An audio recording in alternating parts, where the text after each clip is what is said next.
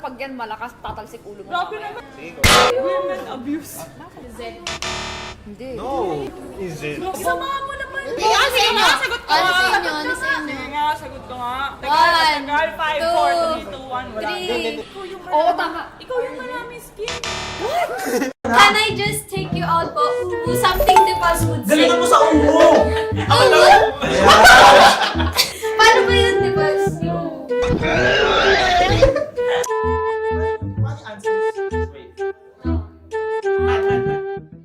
Basta ang naisip ko lang, apoy yung ibibigay ko sa ex ko. Kasi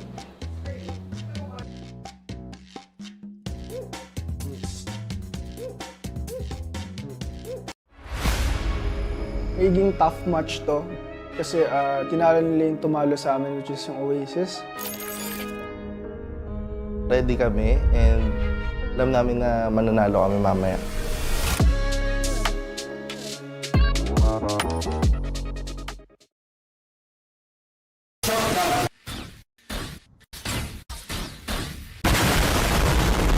Sabi ko sa kanila, isa-save ki 8-8 pag nag-champion. So, ayan, binigay ko. So, Ayan. deserve naman namin. Sulit naman Feeling pala. ko. Ask and they will deliver talaga. Delivering the win. Oh, totoo yan.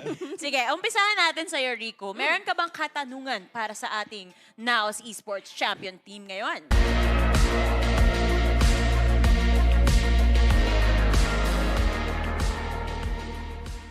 Thank you again to the Wild Rift boys for hanging out. Nice try. Yes, so stay tuned and check their matches. Again, thank you to our sponsors. Oh, what's our sponsors?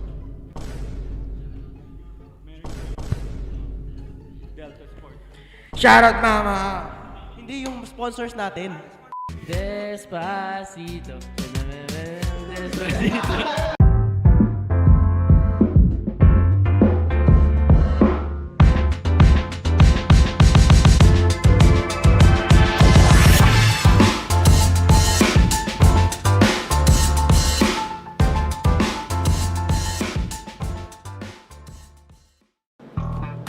Okay. Ano to? Recorded sa cellphone? Congrats sa'yo, nanalo ka ng arcade bundle. Thank you. Thank you! Ako yung thank you! He'll say, Next.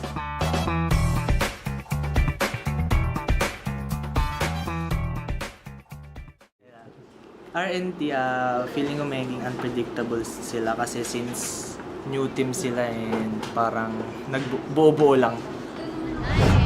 parang lahat ng maps na napili, di ba? Pearl, Ascent, Icebox, parang pabor talaga sa Naos eh. So, I'm a little bit worried dito para sa friends natin sa RNT, di ba? Kasi wala pa din silang puntos dito sa split 2 eh. Despite the clean run sa qualifiers, ngayon nahihirapan na sila.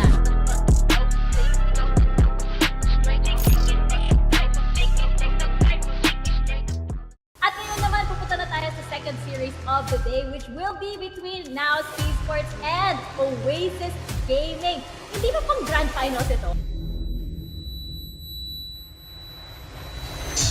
Nice one! A target to be Nice! Here we go with the word of the sky even Hindi ko sila kinoconsider na rivals or any teams here in the Philippines. Ang kinoconsider ko lang na rivals namin is sarili namin. Yun lang.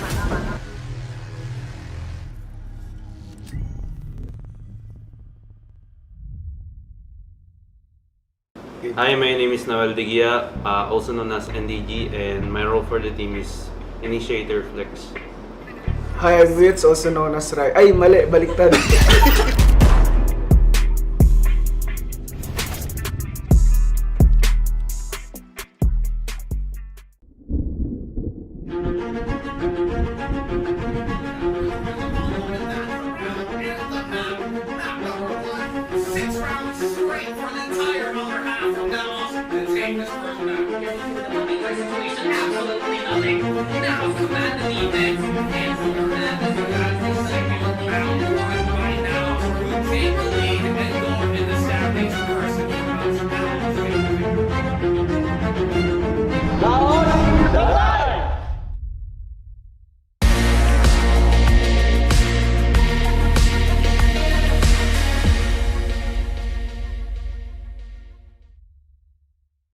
Ay, ko! I'm gonna frog page siya! Basta tandaan mo, pag yan malakas, tatalsik ulo mo. Grabe mamaya. naman. Women abuse. Zed. Hindi. No! Is it? Sama mo naman. Ano sa inyo? Sagot ko Ano nga. sa inyo? Ano sa inyo? Sige nga, sagot ko nga. One, Tagal, 5, 4, 3, 2, 1, wala. Three. Ikaw yung Oo, tama. Ikaw yung maraming skin. Can I just take you out po? Something the boss would say. Galingan mo sa ulo! Paano ba yun, di ba?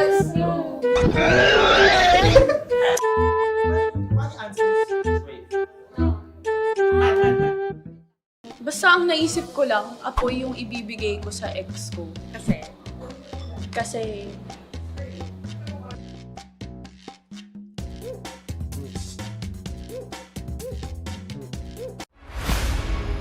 Magiging tough match to. Kasi tinalo nila yung tumalo sa amin, which is yung Oasis. Ready kami and alam namin na mananalo kami mamaya.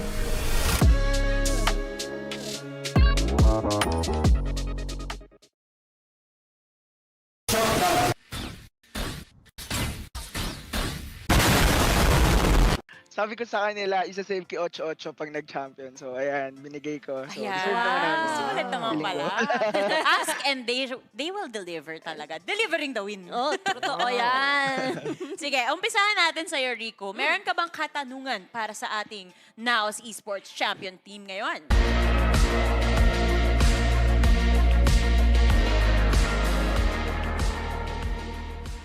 Thank you again to the Wild Rift boys for hanging out. Nice try. Yes, so stay tuned and check their matches. Again,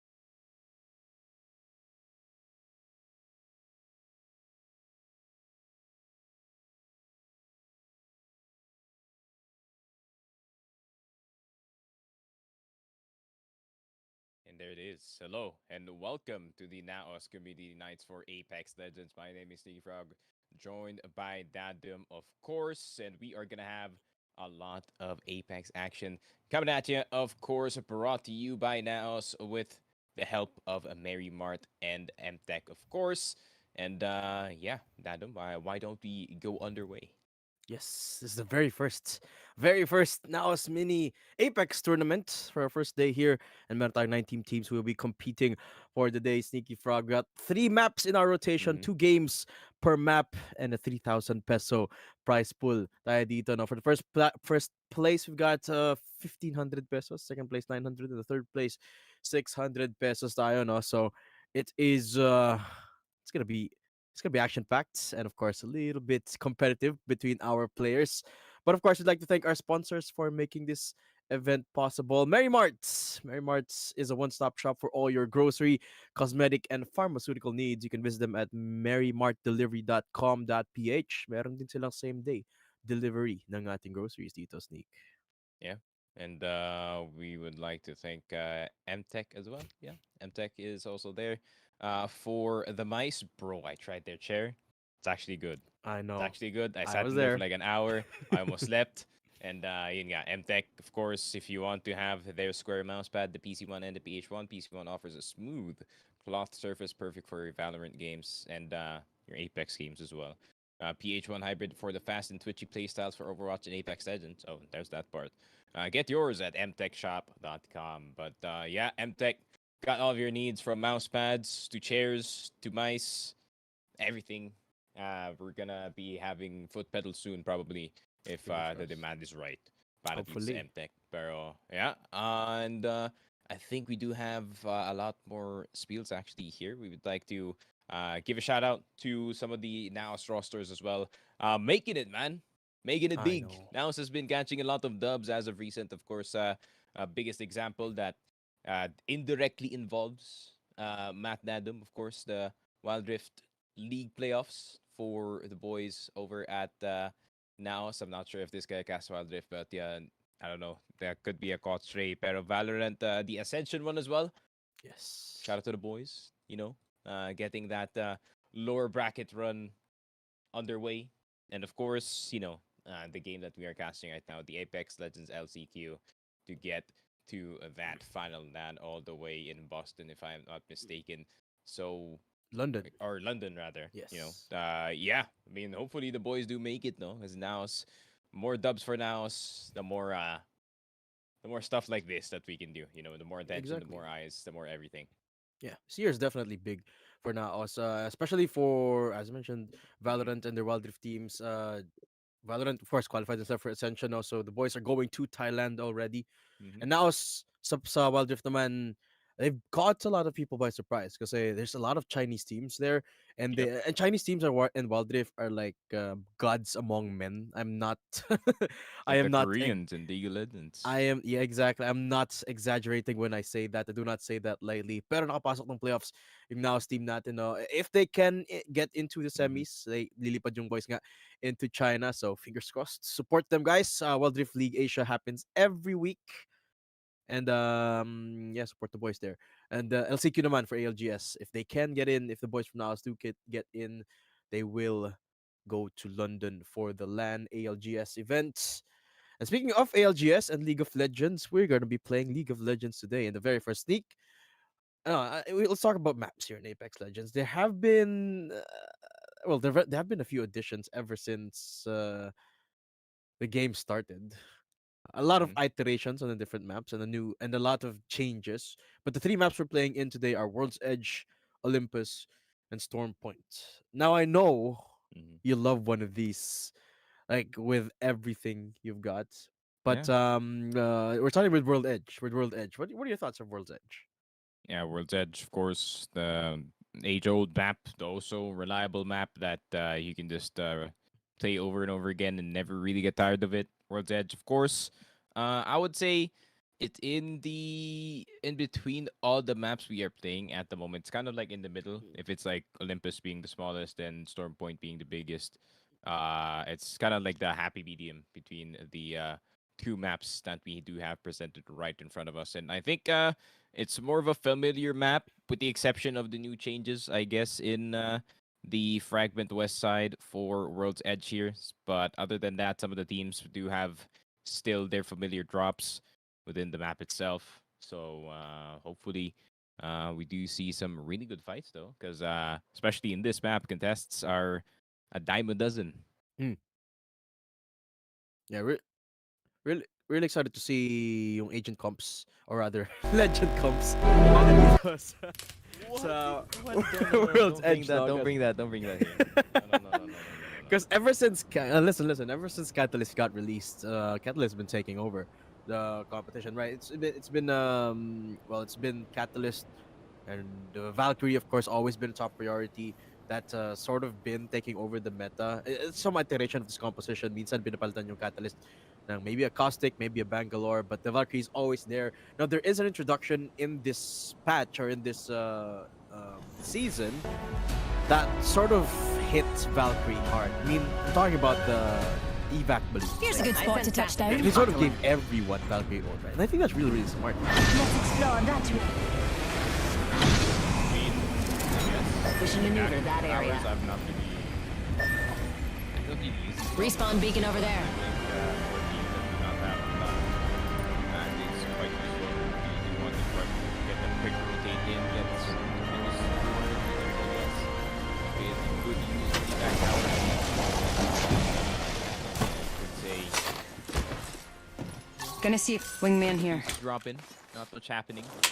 Shotgun bolt here. Level 3. See if anyone's fighting. Fire map seems like Naos opt in for the side of Overbook here, if I'm not mistaken. Yeah. And a lot of teams on towards the north side of the map, considering it ranges from Skyhook all the way to Climatizer Room. So there could be a fight happening considering the zone is closing around epicenter. RE45 here. Kind of really depends where the flow is on. But if it does pull down, it's going to be really a big fight just to get back into the zone. But take a look at the drop selection here of all the teams really spread out. It's an indication dito of maybe our teams really came in prepared for tonight's tournament. And nakita natin a glimpse of the pro players that are on the stream. Level 2. For Madness and Citadel, of course, magkakawalan sila because this is gonna be kind of unfair. They play together, so Let's head that way. they will be, of course, in the game. Oh, actually, there is a rule. There's a special rule in this in the tournament. After Sneaky, bawal sila maglaban until the first ring closes. So, Sniper. interesting. Oh, Yeah. it's like a grace period. Yeah. It's 2010 Let's head in that direction, darlings. in Minecraft. The fight. Sabi, hindi mo alam yun. I'm not seasoned. I'm not, but I'm sorry, dude. I was a listen.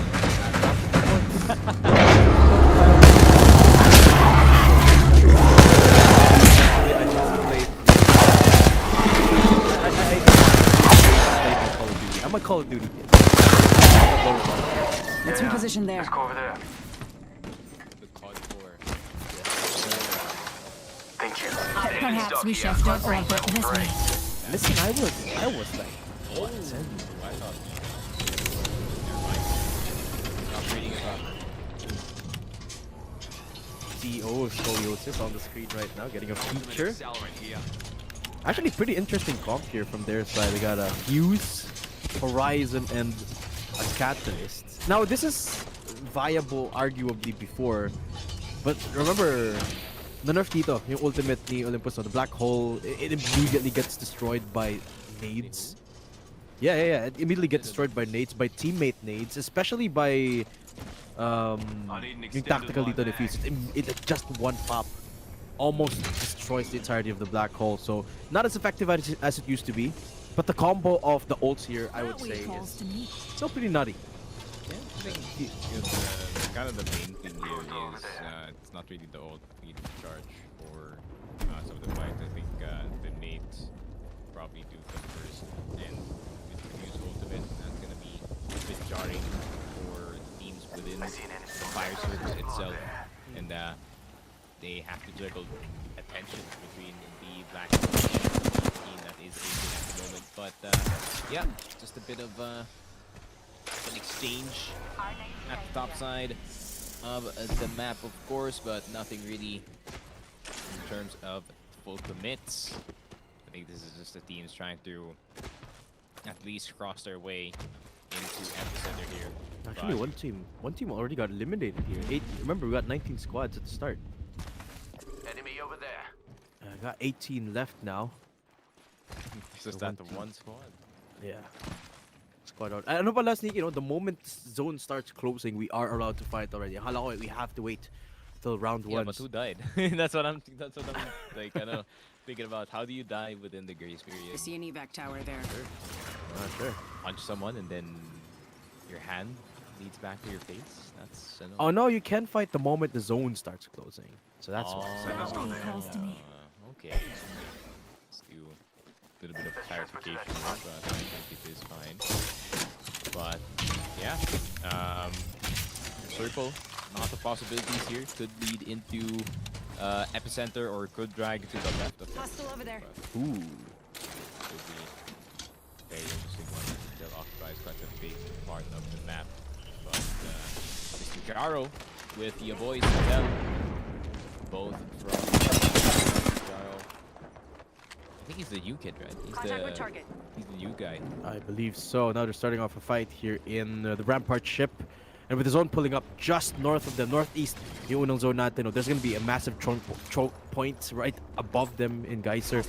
So they really have to start looking for fights at this area if they don't want to get kept out of zone. They want to get stuck out of zone. Jumpsuits almost getting cracked right there. Getting a little bit scrappy here. Does have the teleporter up available. Pero parang ayos sila paalisin dito nila Sintel, no? They're starting to look for this fight. Jumpsuit can't even heal up for HP. Yeah, I mean, fighting really hard. Mods and in the zone as well.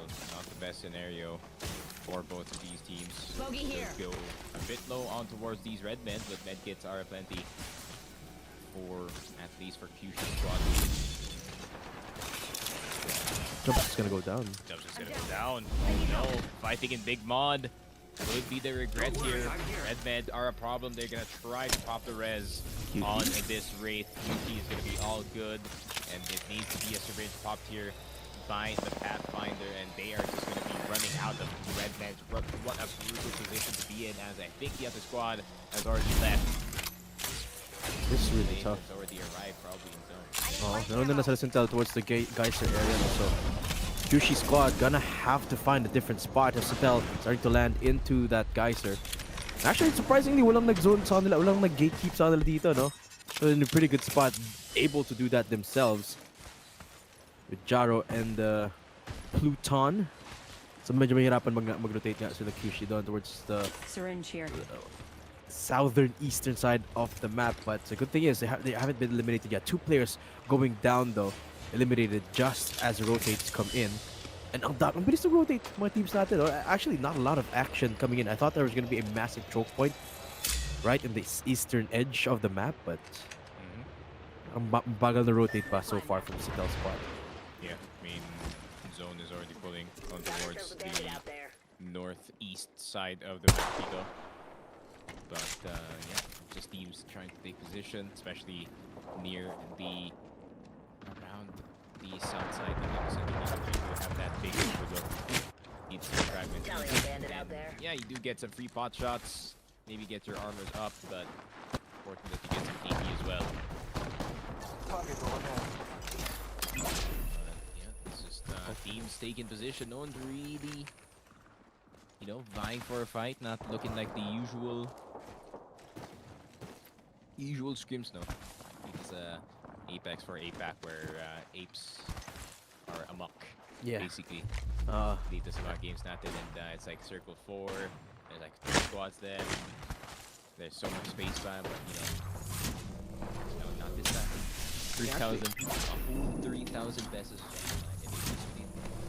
The first place in between 3 people, that's 500, that's at least a battle pass, I think. True. Look at that. Here we go, a lot of contact being made. My western edge of the map here. Oh, what a hold right here. Hydro Pulse just beaming them all down. Wow, got the heart ready. I know. Absolutely balanced. Best map, best game in the gun. Best game in the gun. Best game in the gun. Let's go, dude. Nice. And it's interesting though, a decent amount of teams actually running the Bloodhound. A lot of pretty decided in ALGS teams that Bloodhound is subpar to Seer right now. Because Bloodhound does provide good quality of life for rotations. It shows you the nearest team to you. Sears but, just provides a lot of value para sa team fights. So. Yeah, but he did get buffed. My favorite, one of my favorite daydems of all time, Bloodhound. But yeah, mana recovery here by Lucky. Unlucky gonna try to retrieve. All alone. Friend's banner. All alone. Skull. Oh my! Gets shot in the A, but does clear hit. Does he get the box? 12 seconds. Does decide to hide instead. Yeah. No shot. He is shot. Yeah. It's too far. Oh! There they are. They get the kill. Oh my God, Lord of Prize. TPing into a 3-man squad. Not the best idea. So he does decide to back away. They're going to back up all the way into the room just to get that bit of safety in. This new area is really, really interesting. It makes for some very interesting fights. There's not a lot of cover. Deceptively, you would think na madaming cover dito, no? But no, not really. Once you get into a fight in one of these buildings, you're pretty much exposed if you're not inside one of these rooms. That's exactly what's happening right now. Unless you're at the height here, like Spix's Air and Lord of Fries. At least nakalayo sila doon, Coldplay Ana as well. Yeah. In the vicinity. And they're inside zone, which is a good thing for them. But it's going to be a pinch between like 3-4 squads in this particular area that they've got to be extra careful of. Yeah, there's going to be a bit of shooting here. Oh, Loba going to go down. That's going to be Jumpsuit getting melted by the Nemesis. Naki is going to try to go for the finish. Get that knockdown shield out and get an additional point. At least for the boys over at Team 15. There is going to be a bit of rotation going on from 23 ticks. That's going to be a hell of a defense if you could do so. If you are Kyushi here. One of the players that qualified here for ALGS. At least for APAC. Yeah. Shout out 23 ticks, bro. That guy's good. That guy's really good. But Kyushi, man. If I saw that I saw 23 ticks' skin rolling down the hill, I am aping. that area. I'm doing it for the it's for the pride. It's for the pride. I know. Like even if you die to a third party way later, you can tell yourself, yeah, I killed 20. It's not gonna be said. I'd do the same thing for Citadel, for Madness, you know. No, yeah. What do you mean? No, I won't. Turn right I back would. around. I would. That building. What do you mean? Cry about this. Saw someone out there. Stay 14 focused. squads left. That's at least 5 less than what we started with in this one. Rotations are gonna start to come in finally in towards epicenter in between Fisher crossing. Climatizer is getting occupied as well, but the zone is getting smaller here.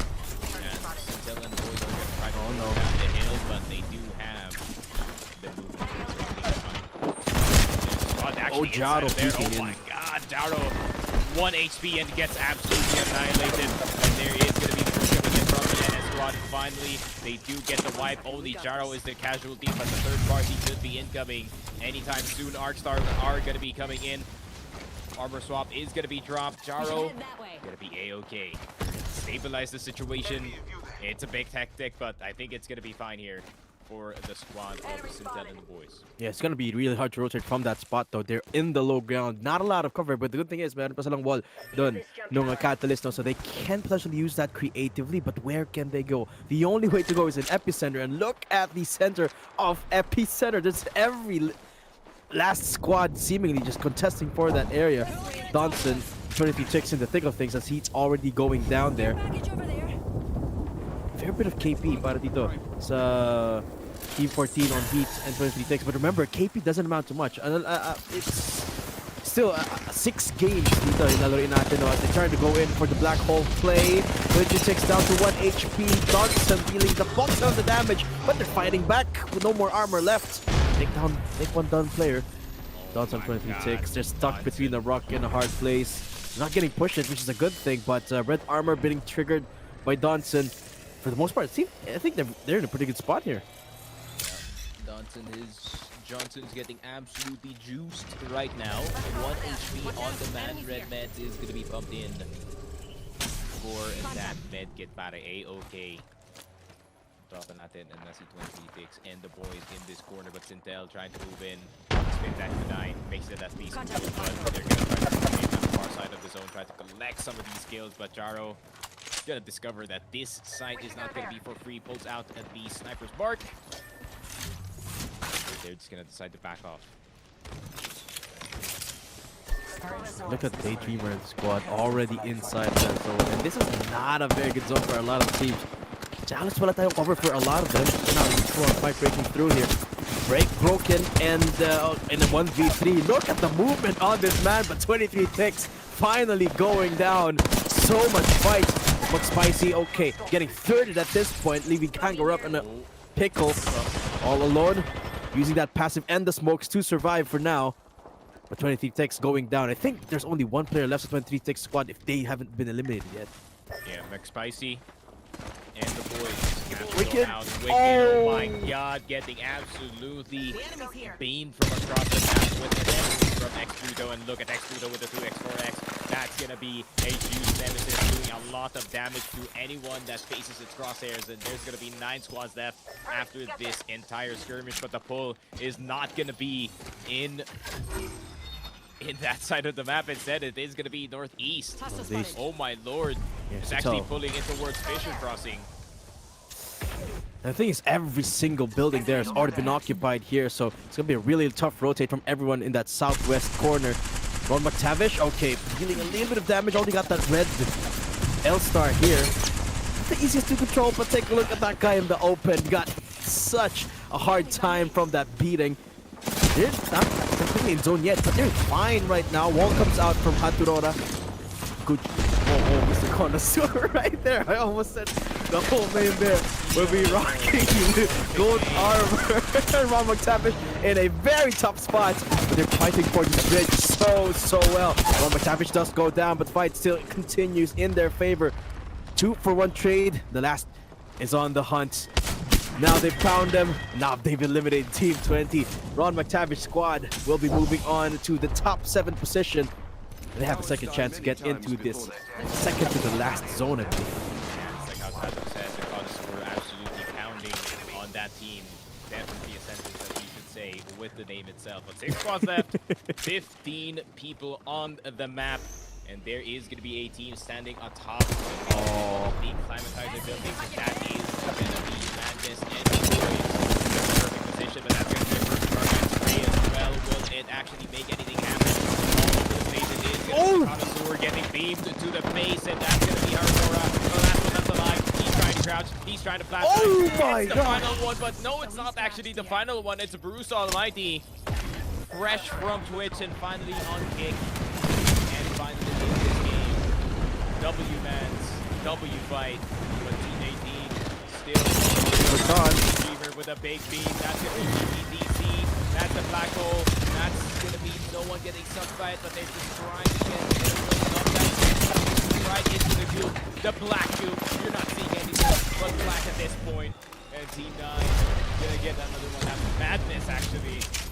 Are getting taken out. That was the team that was on top of Climatizer. Exactly. Had that perfect position, but no, they decided to fight. This entire time, Madness had the perfect spot there until they got contested there. I think they got a little bit too antsy. They're going down for the fight now. Damaged Peanuts just from far away. Everyone just down here below the cloud. Oh my god, this is such a tough spot. Here's Sazami with Damaged Peanuts. Spice just sniping them all down from up above. 7 people left in the server. That's it. First game about to get concluded. L-Star making its noise. Damaged Peanuts barely surviving after the shield has been cracked. Remember, he's a crypto. Not a lot that they could do here in terms of mobility, but they do have the Valkyrie ult here just for that last second trigger if they want to use it. They might get 8 tier. This is the problem. They might get 8 tier. Bruce Almighty. Like Bruce Almighty, they're not risking it. They know that it could be two duos. They got the best spot. In this final circle, they do have the best spot, but at the same time, do they actually... They can actually congregate their firepower in towards that squad that has 3, make it at least a fair fight. But I think the team with the Valkyrie has the biggest advantage here. That's going to be the team on the low ground. Bruce squad though, they've got all their ults. They got the Seer ult, they got the wall, they've got the black hole as well. And as we said, they got the height at this point. I mean, sure, nasa open sila dito, no, but they've got the easiest spot, the easiest rotate towards this zone. Oh, they've already controlled it at this point. Meanwhile, kailangan pa umakyat dito nung two other teams. Oh, heartbeats detected and damage peanuts. How are they gonna leave that air? Daydreamer and Jules down to the last two as well. And Bruce Almighty primed to take this win right now. Two people left on the two squads. That is not Bruce. Bruce, Raylon. They're ready to take this fight for both of these squads in front of them. But none of them budging. They really want to play for this third party. Yeah, I mean, these ults are going to be the biggest key for this entire fight. The Horizon almost onto that black hole for Daydreamer, but the Crypto ult is going to be a big effect as well. What is going to be the verdict for the final three squads here in towards the final circle? 1 minute and 40 left on the clock as the zone that hurts the most starts to the beams are going to start to come through on towards the left side of this final circle as Raylon does send some bursts with the headlock, but that's going to be a Valve ult circling right back around, but isn't it too early? Peanuts. Instead, they're going to be Oh. with two people in it. That's not the best scenario for the squad remaining. Bruce Almighty is going to get the big beam on damage. Peanuts, Oh. that's going to be the squad out, and I think this might just be the boys over with them doing that. Launches it, does have the black hole, does have the Arcstar beam, but does he have the fight? Jules is gonna go down. Daydreamer, I don't think it's gonna happen. Not in his dreams, not in his nightmares. 1 HP, barely breathing. That's gonna be Team 4 who had numbers this entire time, getting that win. Yeah. I believe that's the Bruce squad winning game number 1 here for World's Edge. I mean, Madness. Team Madness had the best position this entire game until they got taken out. And then it was a scramble, a mad scramble between the last 3 squads. The fact of the matter is, Bruce squad, well, they're the only ones that was complete. They were the only ones who didn't have one player down yet. And they were the only ones that was already in the final zone. And it was set up perfectly for them on top of having all that loot from that one squad that they picked off. They've also got all their ults available. It was just perfectly set up there for the Bruce Almighty squad. Don't sneak. Really well played from the squad. The rotations are just so good. And speaking of rotations, well, all of our teams, well, they spread out on the map evenly. This is not something we expected at all. I thought there was going to be some early skirmishes, but there were basically none. Yeah, I think the rule of not fighting the first circle, Yeah, but I think is kind of new. I guess I think that's kind of to encourage teams to loot up first and then have a fight, so they can have an actual fair fight with the loot that they got from prior stuff that you've seen. But as soon as just like you said, that timer hits for round number 1, all hell breaks loose. Basically, there was a fight in Big Mod. There was a fight in so much fights in the north side of the map trying to get that rotate in epicenter.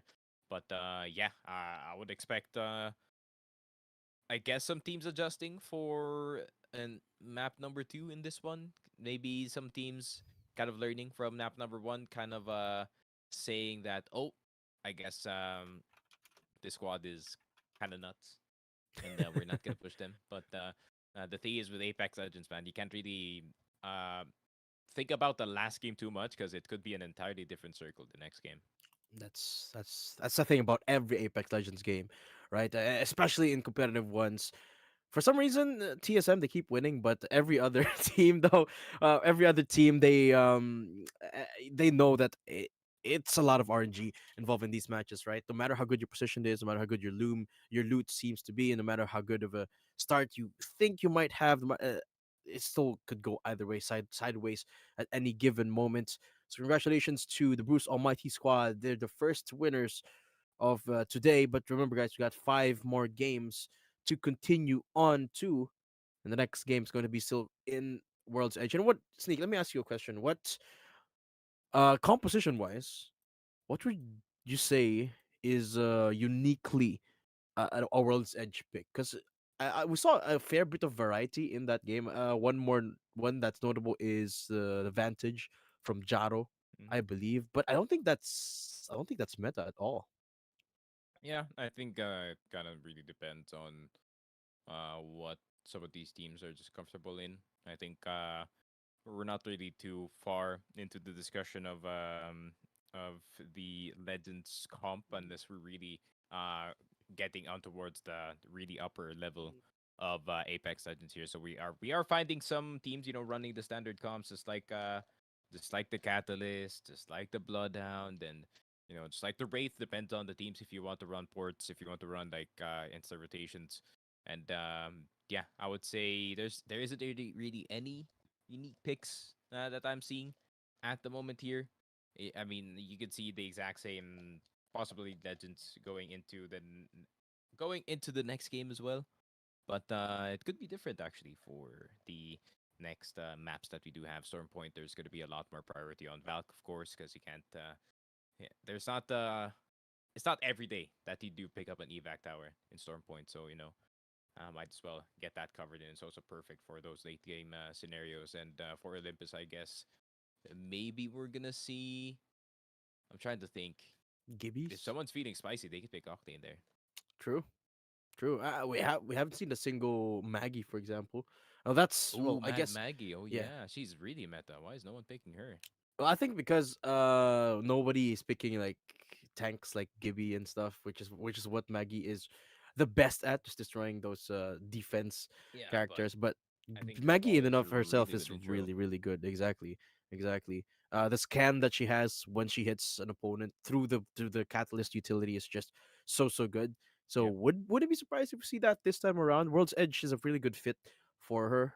One more pick that I would love to see, although I don't think we will, is a lifeline. My lifeline hopium, please. You're not gonna see it. You're not Well, I gonna mean, see it. listen. You're Lifeline not has gonna been see picked. it. You're Listen, not listen. gonna see it. Lifeline. Your stats, Wait. ground Hear your me out. stats in water right now. You're Hear me not out. gonna Hear me see it. out.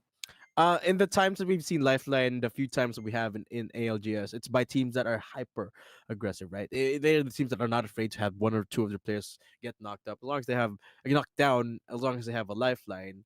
And the same argument can be made between the Wraith versus the Valkyrie discussion, right? If you want to play a little bit more aggressively, play on the ground, have that escape tool of a Wraith instead of the rotation prowess of the Valkyrie ult, you play for a Wraith instead of a Valkyrie, right? I mean, why not go for a lifeline instead of I don't know, just for fighting. I don't And no one's listening right now, man. Like no one's listening right now to whatever you are Okay, fine. spouting. This It's man is fair. cooking Fine. absolutely nothing. But I guess make Dadum happy. Someone pick Lifeline, I guess. But yep. Jeez. I would say we're probably gonna see the exact same picks. No one's really gonna stray too far away, especially some of these teams they do like to play that rotation. Some of these teams they do like to kind of lag back to maybe try and fight some of these teams outside the zone and at least try to inch their way in. But yeah, I would say if we do I actually want to see a zone that pulls way south Mm. than what we've seen earlier because at least give the teams I want to say give the teams a chance that the teams that drop south, but I want to see the teams how they react to having to be forced into a situation just like this one where they have to go through Ridge, they have to go through Harvester, maybe just to try and get to Lava Siphon here and get that final zone. But yeah, it really depends on the Apex gods respawn themselves operating with two controllers with two hands, just like it is a flight simulator, and they get to pick the zone, man.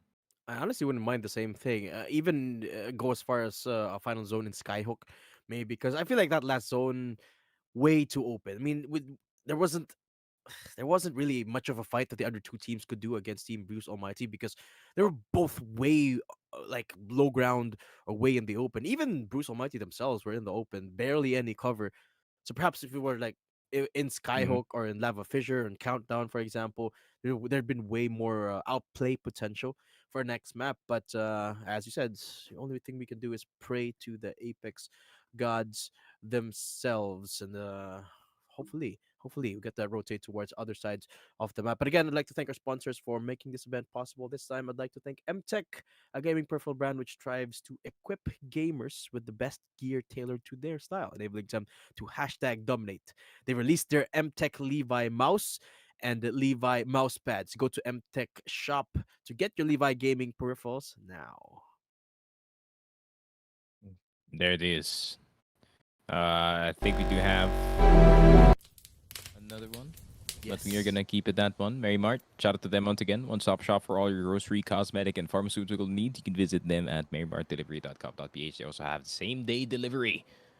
So if you need that one chip that you want so bad, you know, Mary Mart's got you. But there it is. Back to the picks they go. And we do see a lifeline. Someone listen to Dadum crying. Please. They're like, yo. Wait, who's let's picking give the lifeline? kid. Oh, I see a Newcastle. Yes, that's close enough. That's close enough. There is a lifeline, bro. Oh my god, this guy. I didn't. Matt Dadum, no hand-eye coordination whatsoever, man. Listen, my eyes are too slow. Okay, you mentioned the age.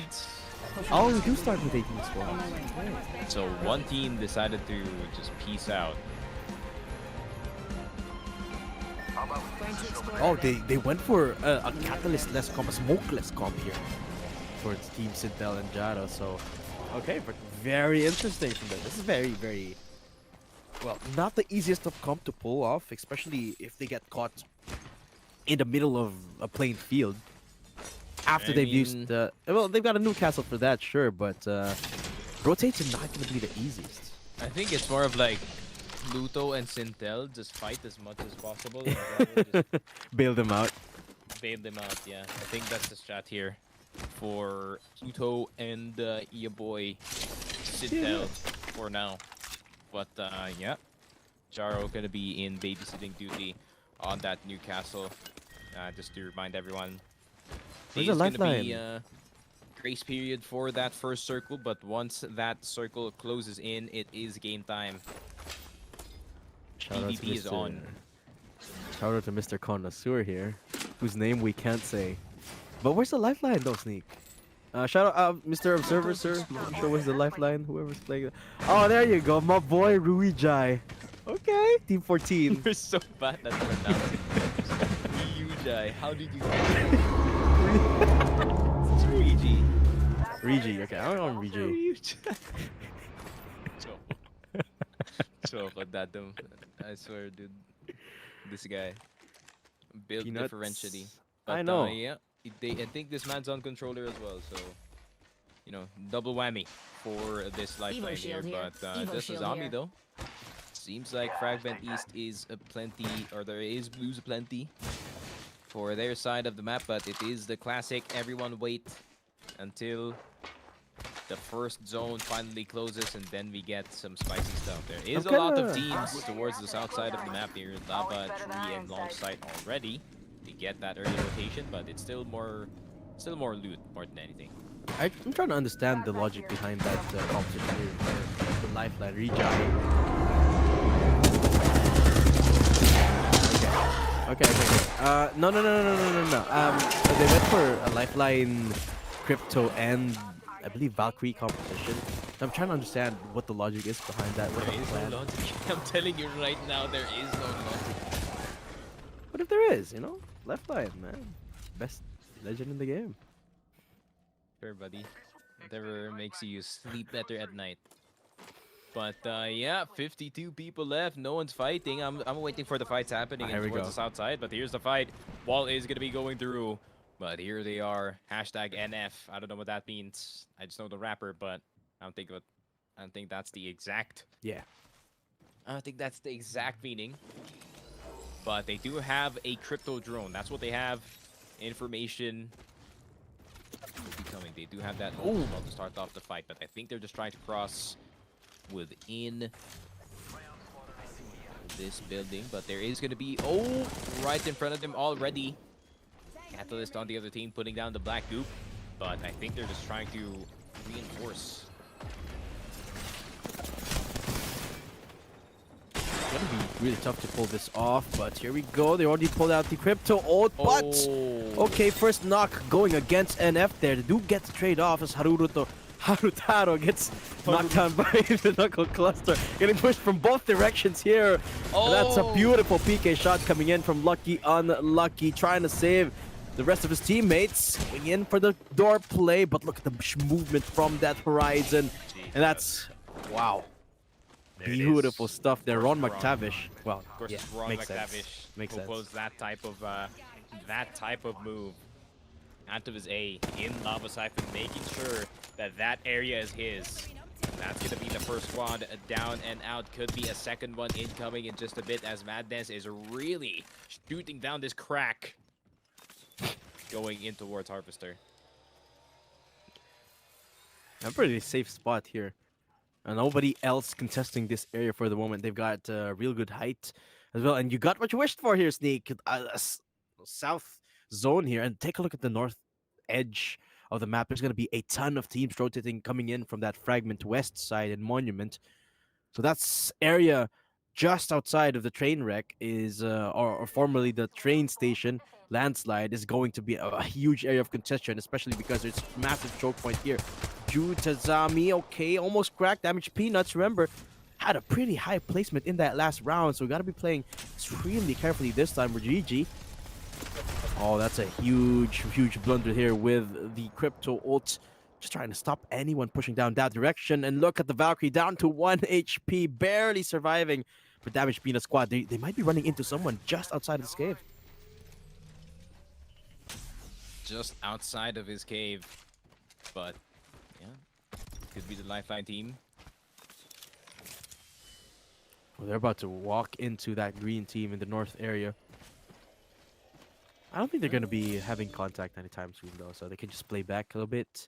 But I don't have any info yet. Remember, they got a... I think their crypto drone got destroyed in that last encounter, so we'll be playing extra back this time. Wagyu Flow in the southern edge. Actually, Backstar here. Barely any meds left. Actually, no meds left at all. Okay. I'm looking at the wrong thing. Yeah, Backstar has got meds. But a lot of concession already at the edge of zone. Quite surprisingly, so Zen with...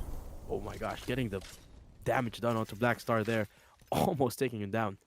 Yep, but the rotations are going to start to come in finally. Sintel discovering a wall here, but I think they realize that the other team is kind of busy fighting the other squad, and they're going to push on forward. Oh, run from behind. This is going to be huge. 4 teams converging. 4 full teams. Oh my god.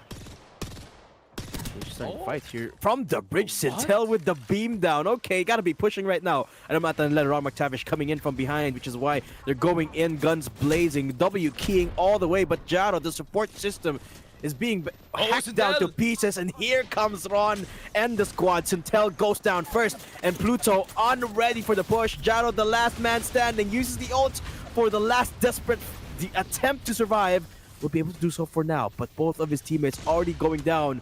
Ron McTavish looking for the finish, and Jaro jumps down to the wall, right into the waiting arms of another team there. Jaro playing with the gravitational lift, and will be able to res up Pluto there. Nice save from Jaro, but how do they survive from now? Yeah, I don't think they're out just yet. Pluto gonna get beamed once again. Jaro having to put down the shield. He might just die from that beam. Yeah, and there that's you gonna go. be Cooter Connoisseur getting that kill.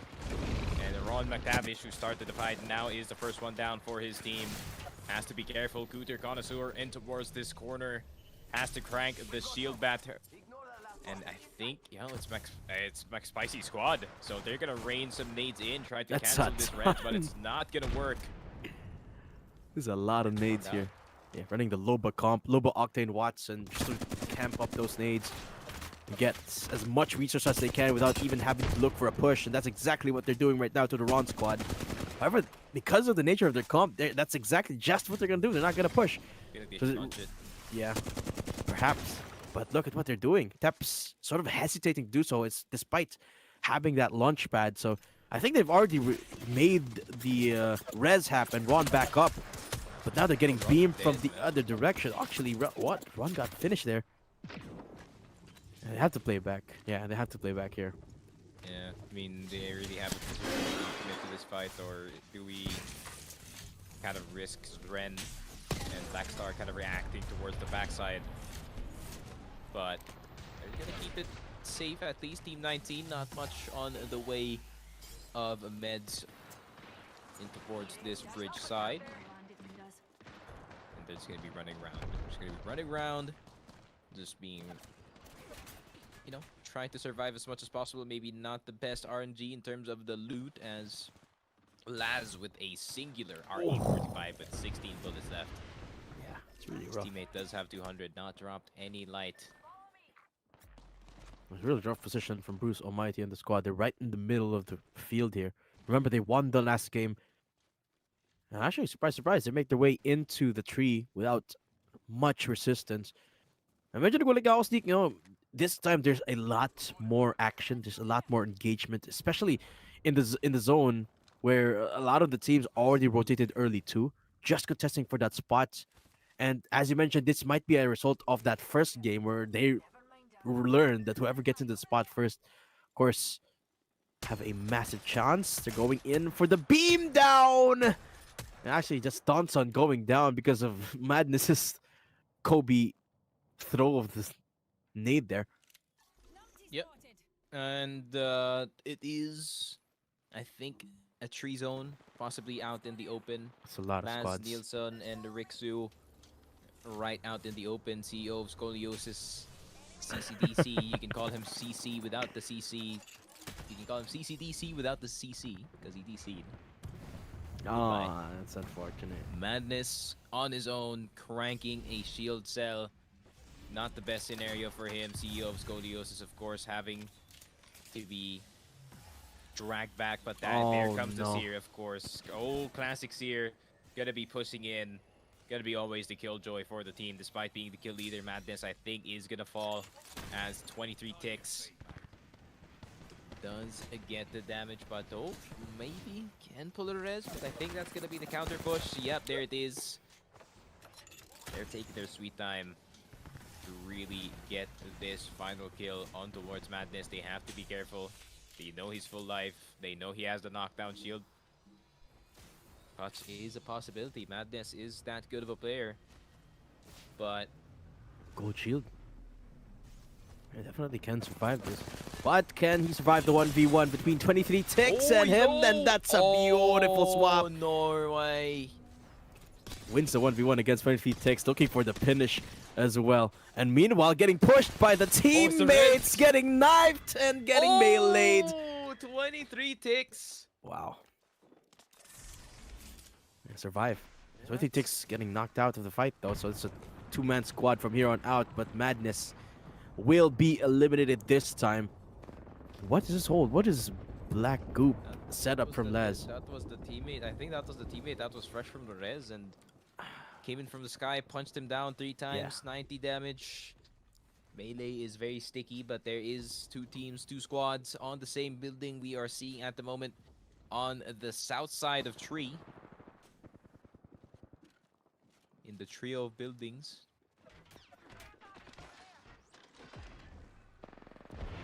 It's a pretty good spot here for Laz in the Rixu here. Pretty good setup too, and I think this might be where the zone might be pulling into, so if that's the case, they're all set here. The only thing that they have to be worried of is loot. Now they're getting pushed, they're getting contested here by Mr. Connoisseur and the squad.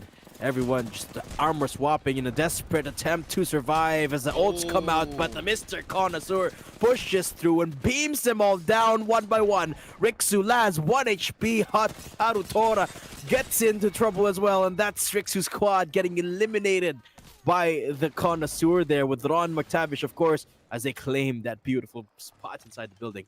Yeah, the Cooter Connoisseur finally coming in towards a fight here with Rixu, who didn't really have the best loot to start off this final, or not really the final circle defense, his final circle wait out for this fight, for control in the building. And that's going to be Braun, Harutora, and Cooter Connoisseur getting that superior position in this trio of buildings. But still, quite the long game to go here, so it's not really truly secure for them just yet. Could be another squad coming in. They can't really defend this entire compound of buildings, so they should really just choose one side or one of these 3 buildings and just defend it from there. One thing's for sure though, ang dami nilang loot inside of this building. A ton of ammo, ton of heals as well. So even if they get pushed, it's really hard to contest with just how much resources they have at this point. 13 squads left as we just close round number 3, approaching round number 4. Meanwhile, Fur and the Gorlock the Destroyer just at the edge, at the west as the eastern edge, the zone inside of that trailer truck, can barely get out of the zone, and Fur gets beamed by Jules, and now Gorlock the Destroyer pinupush na siya dito ni Jules and the Kyushi coming in from the eastern side of the map here. Gorlock got nowhere to run, and well, DG gonna eliminate first squad. For no, get stuck, man. That's the homie stuck within the car itself. Now it's gonna be Don D looking for a fight. That's gonna be fire coming in from the skies. That's gonna be the Fuse team. Spizix and the boys. Coldplay. Oh my gosh. Lord of Fries raining in the nades here, but is that gonna be enough? RE45 no longer juiced by the drop. It's just a normal 123 flesh. How is this guy not dead? But I think this is gonna be reinforcements coming in. Takes all over the place in terms of armor, some cracks. There's gonna be a floating corpse. It's trying to survive as much as possible, but it's not gonna work. What is going on with Daydreamer's team? Look at the art stars inside. Oh my god. They're eating so much nades because of this fuse, and they're just gonna eat a lot more because the Qs are gonna start to come in from the side. Jules, no choice, no chance to go for the res here. Nades, this is why you bring nades in the late game, pare, as you can just rain it out dito sa loob ng kotse. Oh my god! Oh my god, he's just getting absolutely nuked, man. This is a cursed trailer right here. Everyone that tries to take control of this trailer. That's the entire arsenal of nades. The entire map. Entire map. This is one of the few moments that you do see Lord of Fries on Fuse or Fuse mains have no nades, especially at this point. But 10 squads left. Still a lot of squads, despite it being a pretty small zone. Scrappy. Yeah, a lot of fights as well. 10 squads in round number 4 here. It's a little bit surprising. It's more than half of our lobby still alive and kicking at the second to last zone. Small Kato though in a bit of a pickle as they try and pressure that team coming in from the northern side of the map. Got the TP available. Jisaku looking for the push. They've got a ton of leverage over them. They've got the zone and they've got the kills. Min go down, and that's Team 8 eliminated there. 8 squads left. Small Kato is still in the open. Remember, there's a lot of people just above them, but they've managed to find a spot here. The last 2 members here of this squad. Meanwhile, Lord of Fries chilling. The Fuse main, as I said. Spizix is no though, so he has to be careful. Oh my god, Lord of Fries, he went from chilling to 0 real quick. He cannot go upstairs here. They have to keep it within their means, but that's going to be the push from the other team. And Bruce Spizix, Almighty, the only one left for his team, just playing outside of this Seer ult, outside of this zone. And it finally runs out. A bit of silence for the Horizon. And he's going to have to walk it in terms of the zone. He has to maybe take some damage from the zone itself. They are going to successfully pull a res, and it's going to be a gold bag as well for Raylon. Wow. So he's a-okay after that one. I think this is going to be a really good spot for team number 2, despite their entire spot not being in zone. Yeah. A really nice walk in here. Oh, Bruce Almighty. Trying to fight the squad who's just trying to stay alive in the corner. Getting some KP in. That's going to be the port used as well. I think they're just trying to fight teams off of their position, so they're kind of forced out there. Yeah, exactly. Remember, Bruce Almighty, the defending champs, they won the last game, so they're looking to reclaim that win this time for as much fights. But remember, you gotta be just the right of aggressive, not too much. Kyushi and the squad now getting eliminated by Ron. That's Team 20. The herd is getting thin here. 4 squads left at zone number 5, about to come to a close. Ron McTavish and Mr. Connoisseur here immediately claiming that tree area that they've come into. Red armors across the board. They've got a ton of resources. Everyone just about to come into their position. This is fortified right now by Mr. Connoisseur and Ron McTavish. Even Bruce Almighty, remember, who had garnered themselves a pretty good spot and pretty good loot, can't even hold a candle to this. Look, they can't go in. They can't get inside the zone. This is a perfect spot for them, but they have to be careful not to get third party at this point. Ron McTavish just raining down on them. Connoisseur pushing up. They don't have the ults anymore already unavailable here at this point, but they've got all of the pressure in the world. zone slowly closing in. That poor Wraith cannot survive yet. Got nowhere to go, but good thing found themselves a little bit of an area to hide in. That's Bruce Almighty's squad. Damage Peanuts coming in from behind. They haven't revealed themselves yet until now. Nakita sila ni Haru Tora just down under. The nades are coming in. Yes, they are. You know that they are. But look at just how patient they are. They're not pushing it just under that tree area. But look. It's down, but they have to look south. They have to look south. The other team could react Bruce here. Almighty. They're not. Bruce don't even have the resources to get up into tree. Remember, I don't think they have anything that they can use to get upside. Which is why Bruce Almighty not aping after that one knock yet. Damage Peanuts all alone now. Bruce making his way the long way route to get up, but it's one of his teammates going down. Raylon gets knocked down. Calls upon the Heart of the Seer. Find any of these stragglers going down. Bruce Almighty pushing up, and it's a 1v1 between Original and the enemies here. Oh, what a beam between Original there, but unable to get the down. 1 HP, Bruce Almighty, the last one standing. Last 3 squads, remember, Bruce. Big shots. Huge knock right there, getting destroyed by the armor. It's a 3 squad left. Yeah. He just needs a second of breathing room. Oh my god, Bruce Almighty. You might just be able to do it once again, but you have to play this smart. Ron McTavish. They're playing the backside. They get the res, but that's 2 1 HP players. That's going to be Harutor low as well, but that's going to be the beam. That's 2 people. Cooter Connoisseur, big damage. Oh my lordy lord, he's 1 HP, but Cooter Connoisseur, he's 1 as well. Gets the armor swap on towards the red, but who's going to get it? And there it is. The Cooter Connoisseur wins it again. Oh my lordy lord. Lots of fights won by the boys here, but they finally get the last one. Harutora, Ron, and Cooter Connoisseur. Yes, the dub. Yeah, this time I deny Bruce Almighty off that win, but what a way to do so. What a way they got that win as well. I mean, for so long, Tree was swarmed of so many teams so early on. I think round number 3 pa lang, it was already getting contested, which is why there's been an influx of teams just taking control and then leaving the area and then taking control and then leaving. At one point, it was Bruce Almighty's squad, and then they got contested when there was last 3 squads remaining. And when the smoke is cleared, it's Mr. Connoisseur himself to clean up the fight. What a way to end this game. Well, it's still pretty high points, gotta be, for the Bruce Almighty squad, but this time it's the Connoisseur squad that take the dub.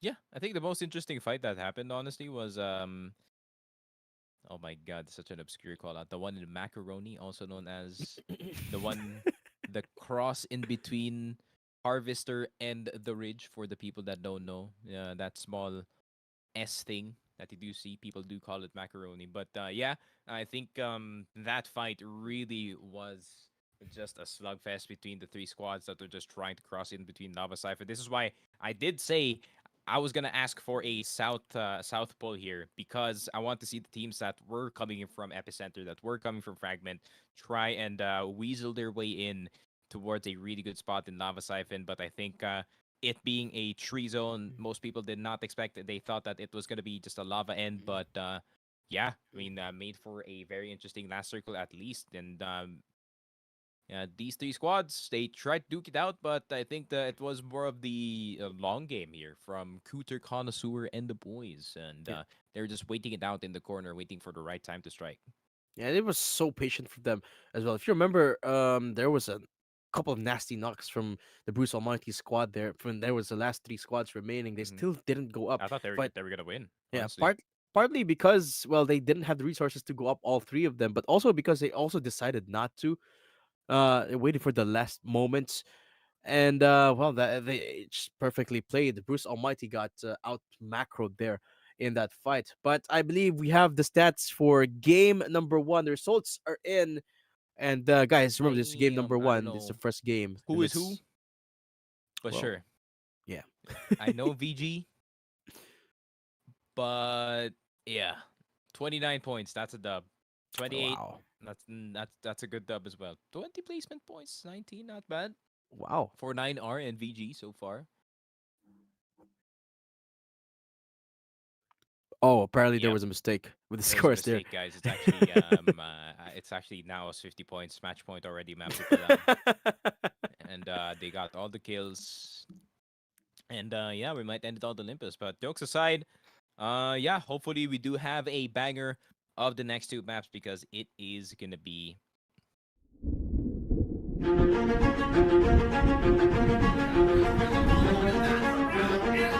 Go off they to the just break. threw it to the break, buddy. Hey, we're about to throw you to a break, guys.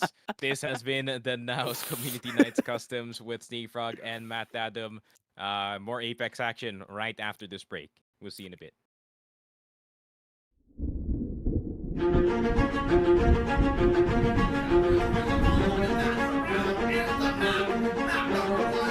Six rounds straight for the entire other half from now on. The take this first round.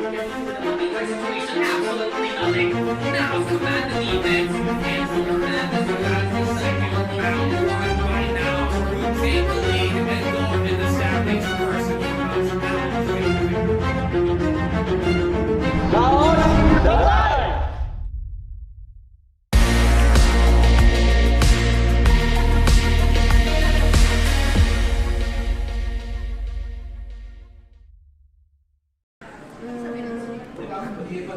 Ay, ko! I'm gonna frog pinch siya! Basta tandaan mo, pag yan malakas, tatalsik ulo mo. Grabe naman. Women abuse. Hindi. No! Is it? Isamahan mo naman. Sige nga, sagot ko nga. Ano sa inyo? Ano sa inyo? Sige nga, sagot ko nga. 1, 2, 3. Oo, tama. Ikaw yung maraming skin. What? Can I just take you out po? Something the boss would say. Galingan mo sa ulo! Ulo? Paano ba yun, di ba?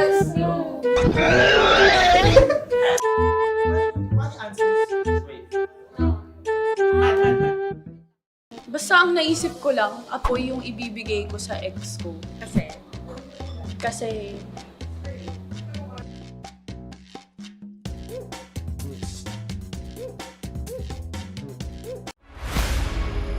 Magiging tough match to. Kasi tinalo nila yung tumalo sa amin, which is yung Oasis. Ready kami and alam namin na mananalo kami mamaya.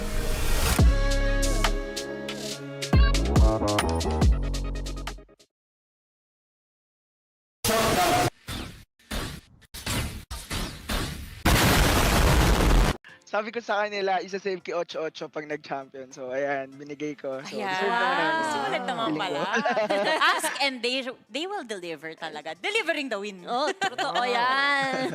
Sige, umpisahan natin sa'yo, Rico. Meron ka bang katanungan para sa ating Naos Esports Champion Team ngayon?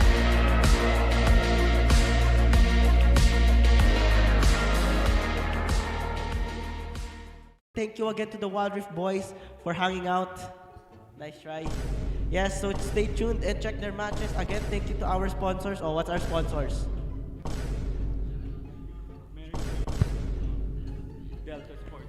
Shoutout, mama! Hindi yung sponsors natin. Despacito.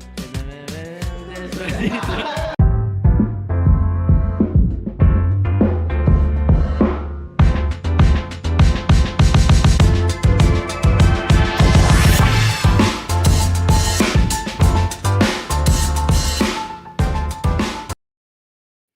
Welcome back, folks. You're still watching the Naos Mini Apex Tournament, and we just concluded the first two games sa ating World's Edge map. My name is Daydom at kasama ko dito ang nag-iisang si Sneaky Frog, Matthew Club in the house today. And Sneak, pupunta tayo sa Olympus, your favorite map of the game. Yeah, the smallest of all of the maps that we do have. In Is the it? map I thought pool at the King's moment. Canyon is smaller. You need to play more Apex, but yeah. Dude, I'm... What? Wait. Yeah. Olympus, of course, it's a banger of a map. Very colorful, very bright, very vibrant. Pero it is a lot of Listen, a lot Sneak. more fights compared to most of the maps that we do see now. And you got, the entire map is a lot faster, siguro, a lot more skirmishy. So I would say, hopefully, we do see a lot more fights towards the early game here because there's not much room for loot for some of these teams. So hopefully, yun nga, no, at least it makes hopefully a banger after yung grace period. Of course, guys, we do have the grace period for first part of the teams can get some time to loot in this one. Kings Canyon was the first release map in the game. Compared to all other maps, Kings Canyon is the smallest one yet, Sneak. Yeah, but it doesn't feel small. Dumbass. Yo, you can't say that. Okay, here we go. Let's take a look at the comps na pinapakita ng squad side. It seems like it's the same of more Course that I we can say saw it, bro. in the last It's not. game. It's not the swear. It's more of like an insult more than anything. But yeah, game number 3. And we are gonna see who is gonna be going for the drop. Yes. Well, for the most part, I would expect the same lang yung comps ng mga teams natin. Because World's Edge and Olympus, the one thing they have in common is they have a lot of open spaces. That really calls for legends like Catalyst and the Bangalore, and perhaps even the Newcastle nga na pinakita kanina dito. But this time, Jaro will be playing that fuse, so banking more on that aggression, more on that utility fire, artillery fire. It's Intel on the horizon, so they really just want to take fights this time around. And again, pretty even spread between all the squads, but no one going to Bonsai Plaza. That's area prime for the taking here on all sides. Yeah, I just realized the thing is with Olympus, it does kind of look like a map straight out of like a gacha game. What do you mean? See? You don't see it? Listen, Of course you don't play gacha games. You're an IRLer. You're a real lifer. You know me too well, bro. You know me too well. I don't watch any anime either, unfortunately. I'm gonna just address it while it's out there. He's a normie, guys. He's one of those people. You know, goes outside, jogs every morning. Jogs? Has his life sorted out and everything. I wish.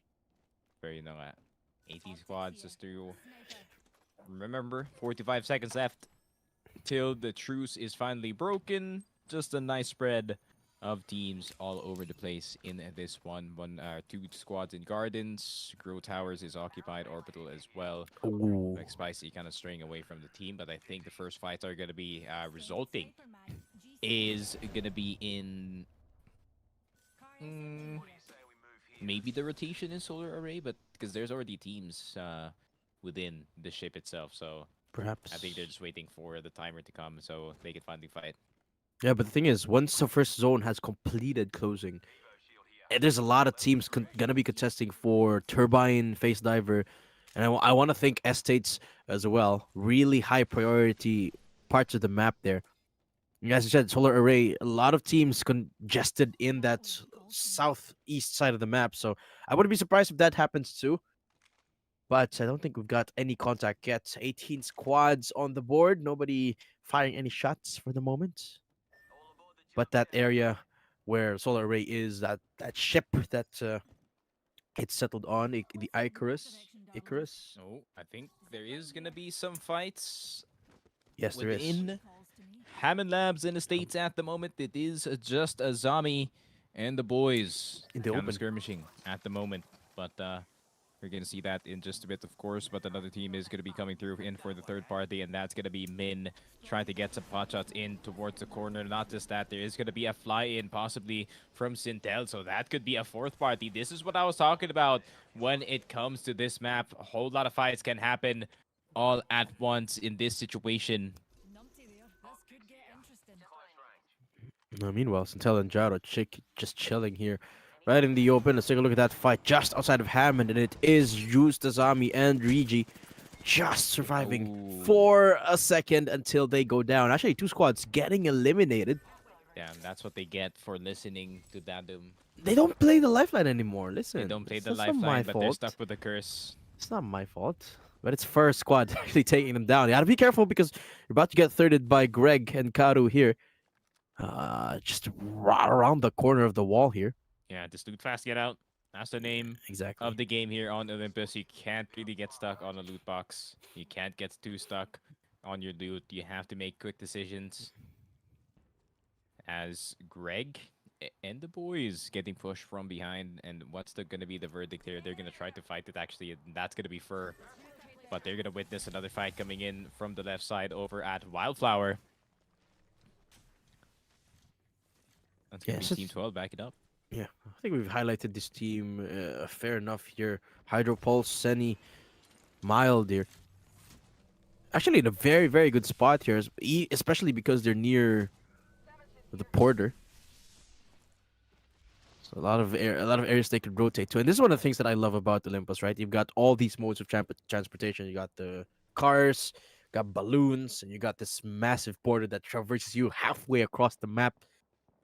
And that's on top of the abilities you already have. You got the Valkyrie ults and the Wraith DPs and even evac tower. So Olympus definitely compensates for the open spaces with the amount of transportation capabilities. But oops, Seni found a straggler there. And this is not a good spot at all, especially because they don't have a Watson. They could easily get swarmed by a ton of nades here if the enemy's got a fuse, which is why they should be leaving this area soon.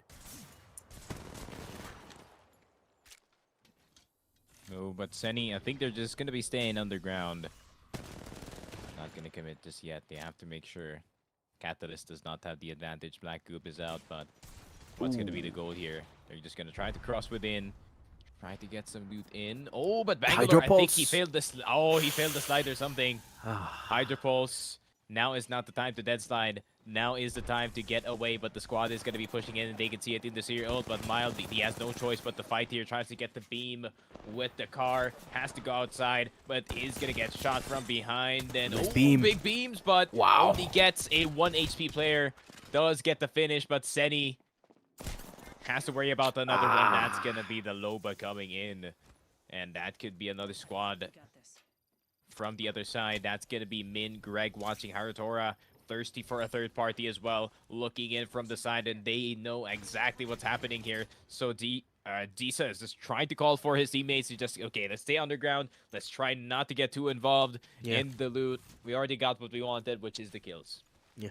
Hydropulse doing the Shiv FPS special there, the dead slide on the Bangalore.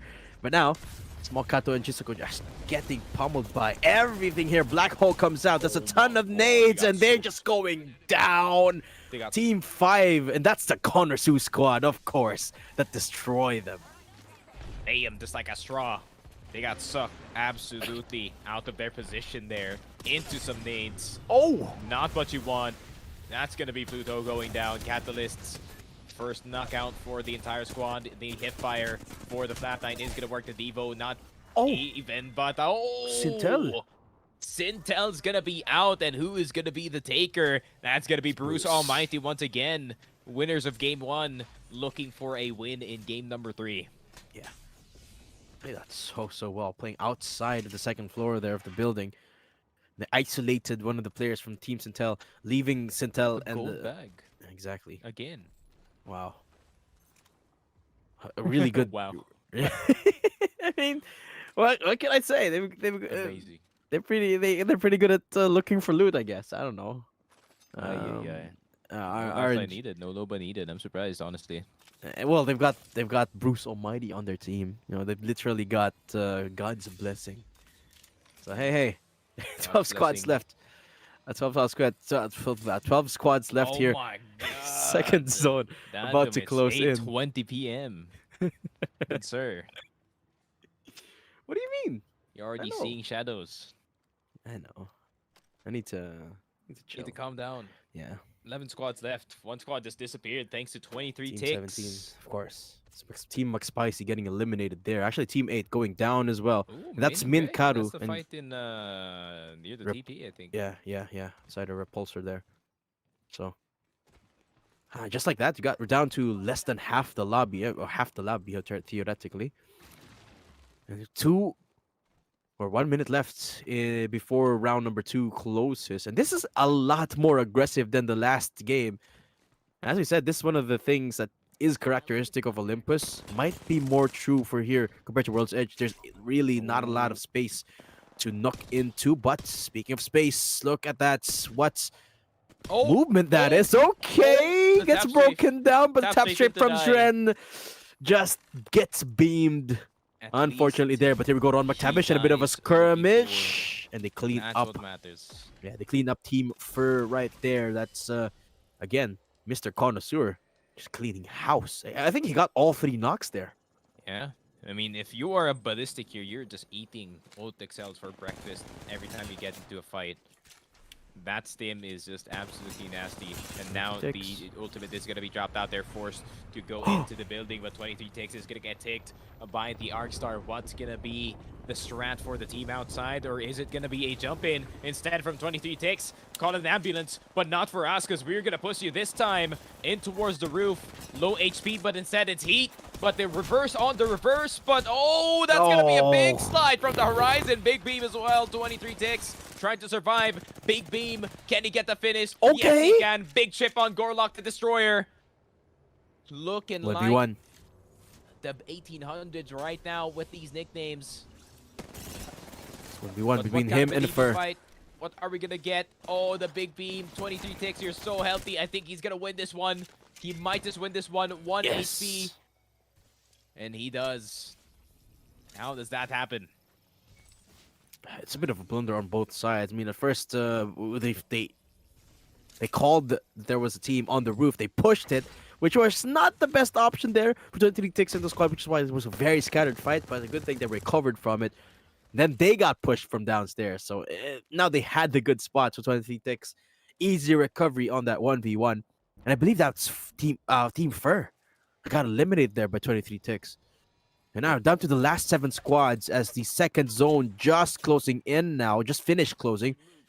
And Mr. Connoisseur again looking for an engagement in the open outside of that Porter. And I think there's a lot of teams here, but once again, Storm has passed for now. It's Nielsen and Rixu running for the hills, and Bruce Almighty chasing them down. But I don't think anyone else getting too aggressive at the moment.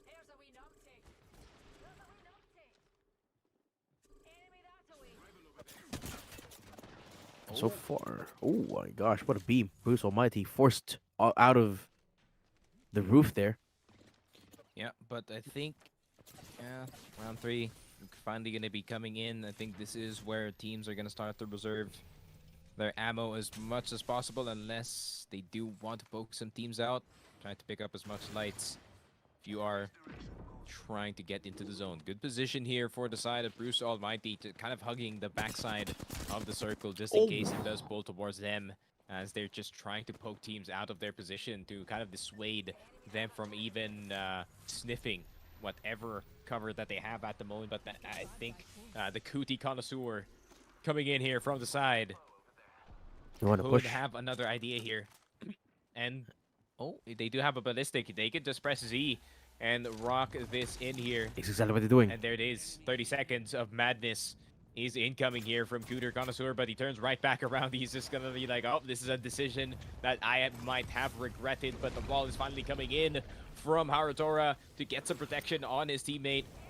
But can they make anything happen?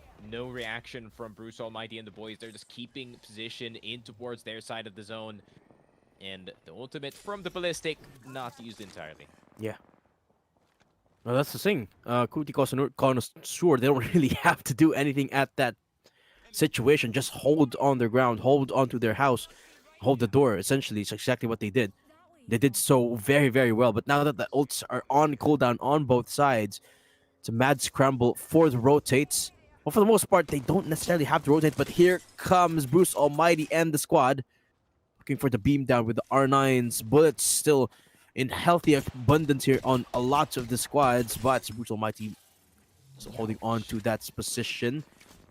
Nemesis making a ton of noise here. Meanwhile, at the estates, it's 23 Ticks just dominating this area. For the moment, they are holding on to that northernmost building, but they're getting pummeled from a lot of directions. The thing is, their position, they don't really have to fight. All they have to do is wait and wait for the heartbeats to come closer to them.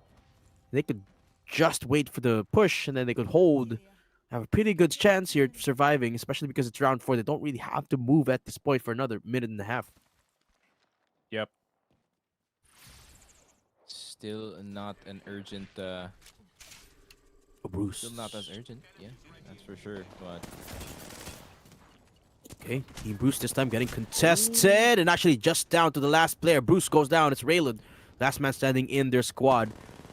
There's a Catalyst, still has the wall available. Can he go for the rest here? Sneakily for the moment, getting pushed now in a 1v1, and the movement is absolutely beautiful with the pump is not connecting. Yeah, it's not And gonna work. Mr. Connoisseur cleans up house once more. He's the last man standing, and Bruce Almighty gets taken down this time. Rixu Nielsen in a 3v3. And this fight is very, very awkward, but Madness will go down. That's Team Madness inside this building. Heals will be popped. Bats are getting triggered, but Rixu pushing a little bit too close for comfort here. Now they're going in, going ham, and Laz with the beam. Last one standing is going to be between Laz and Madness. Madness cannot survive. Last 5 squads remaining here, Sneak, at zone number 4. 20 seconds left before we close. Yeah, and this is gonna be one of those polls that are gonna be brutal for both of our teams here. Just right outside this elevation, Harutora, Ron, and QT Connoisseur does have the high ground in this situation. It's gonna be more of a fight on who can get second here in the States. But not too bad from 23 takes, as long as they don't get shot from the high ground. I think they're gonna be A-okay in this position, as they just try to sway away any of the teams that are trying to get this late position in. I mean, they're not that far from the middle circle. They're just trying to get at least maybe a squad down, but there's going to be another fight incoming in towards the rock. That's going to be Maki taking out Kyushi, but the push coming in from the side, this is just kind of them just making sure that they have this side covered. Disco Baby, 1 HP on towards the Seer, gets sucked in towards the black hole, Oh but my Disco gosh. Baby about to get absolutely beamed from the side, and this is Rixu, Nielsen, and Laz with the help, or with the effort from the backside of this Estates. Again, really smart decision making from 23 Ticks, looking for that fight. I mean, They forced the Wick, fight, yeah, Wicked FPS didn't even have a chance to pop the Seer Heart because they're getting pushed from all directions, and they got the first knock there. So 23 Ticks hold their ground still into Estates, which, by the way, is at the edge of zone. So they have a pretty good spot here still. The only team that's got a better spot is Ron McTavish's squad, who is at the tippy top of that open enclosure just southwest here of Estates. Now they're getting contested here, but Ron McTavish, Mr. Connoisseur, just getting beamed a little bit. But I'm not sure if they know that there's a team right underneath them. Yeah, I think they gotta chill here, man. I think they just gotta chill. Yeah, they got the best spot, yeah. Yeah, they got the best spot. They're just gonna sit and just wait for the zone to play itself out, but they're gonna try to poke the team that is within Estates, because they do have the second best position within the zone, considering they still have the pull within theirs. Yeah. But I think you have the Crafter. Definitely gonna be a big help. Is that a Crafter? No, it's a respawn beacon. Just a bit more cover, I guess, in towards the high ground. It's 23 Ticks still has the best spot here. They don't even have to push. But they're the ones that gotta be careful because they don't have info on where the other squad is. Look, 23 think Ticks they is do. looking around. I think they know where Okay. Naz and the boys are. Considering the last fight, the last member from the squad that they pushed in did die to another squad. So if they triangulate, calculate, or whatever you do, they're probably on the other side of the bridge, and this could be the best position for 23 Ticks. If the team on towards the high ground does mess up, that means they only have to worry about the teams that's right in front of them. Bit of a wounded team, to say the least, and there it is. They finally spot them. Q Pushing in. incoming. That's gonna be the other squad pulling the trigger finally, and 23 Ticks is up to them whether or Party not time. they want to go for the fight. But is actually 23 Ticks' team getting pushed in here? Whoa, this is a crazy play that they're actually going for, but Thompson gonna get pushed in. He has to cover his teammates, but it's actually Kuti Gunasur taking the position of that squad. What is this call coming in here from Ron McTavish? This could be a game-winning call, or this could be a game-losing call at the same time. R301 and Volt gonna be incoming. Gonna try to kill that Seer ult. Nope, they're gonna be prioritizing the fight instead. Gonna try to get away from this black hole. Horizon gonna go down. Gonna try to get res. Seer gonna be missing that Q. Gonna try to come in, Harutora. recovering from being wounded from that earlier fight. That's going to be Team 4 finally eliminated. They're going to have to come in from the door. Big damage coming in from Goody Connoisseur. Going to be firing that Q. He needs to pump out the Peacekeeper. He needs to spam the door so Haratora can get that heal, but the sonar is going to be incoming within the smoke. Vision advantage. Window, they have to worry about that. No nades from both sides whatsoever. Laz is just sitting on top. It's a 2v3. But as soon as Cutie Connoisseur, they do get the meds down, they are getting a potential numbers advantage here. There you But go, Laz Laz. coming in here from the backside, from the zone, getting hurt by it. Where's the nades? They need to launch some within this building so they can get the advantage. Oh, no! I think they're gonna get swung out in this one. Cutie Connoisseur finally Wow. not scared after getting that meds. They know they have the advantage, and they get another dub back to back. Wow, what a call from Ron McTavish's squad there. They pushed the team that had the better position, while full knowing that the area was, well, 50-50. They didn't know if the full squad was still in that behind the hill or if they were still in the building. They just knew they had to push someone. And the other team, they were anticipating that it was Laz's team that was getting pushed by Ron. But lo and behold, they took estates and they swarmed them from the side. What a call, as you said. That all of the teams there were just waiting for the third party, but the Ron squad decided they're gonna push up into estates, and it worked out perfectly for them. 2 wins in a row for the Ron McTavish squad as they take the first Olympus game here this time. What a way to do it. It goes to show you, Sneak, it doesn't have to always be the third party. You could always be that engager to start these fights and end it on the end. Yeah.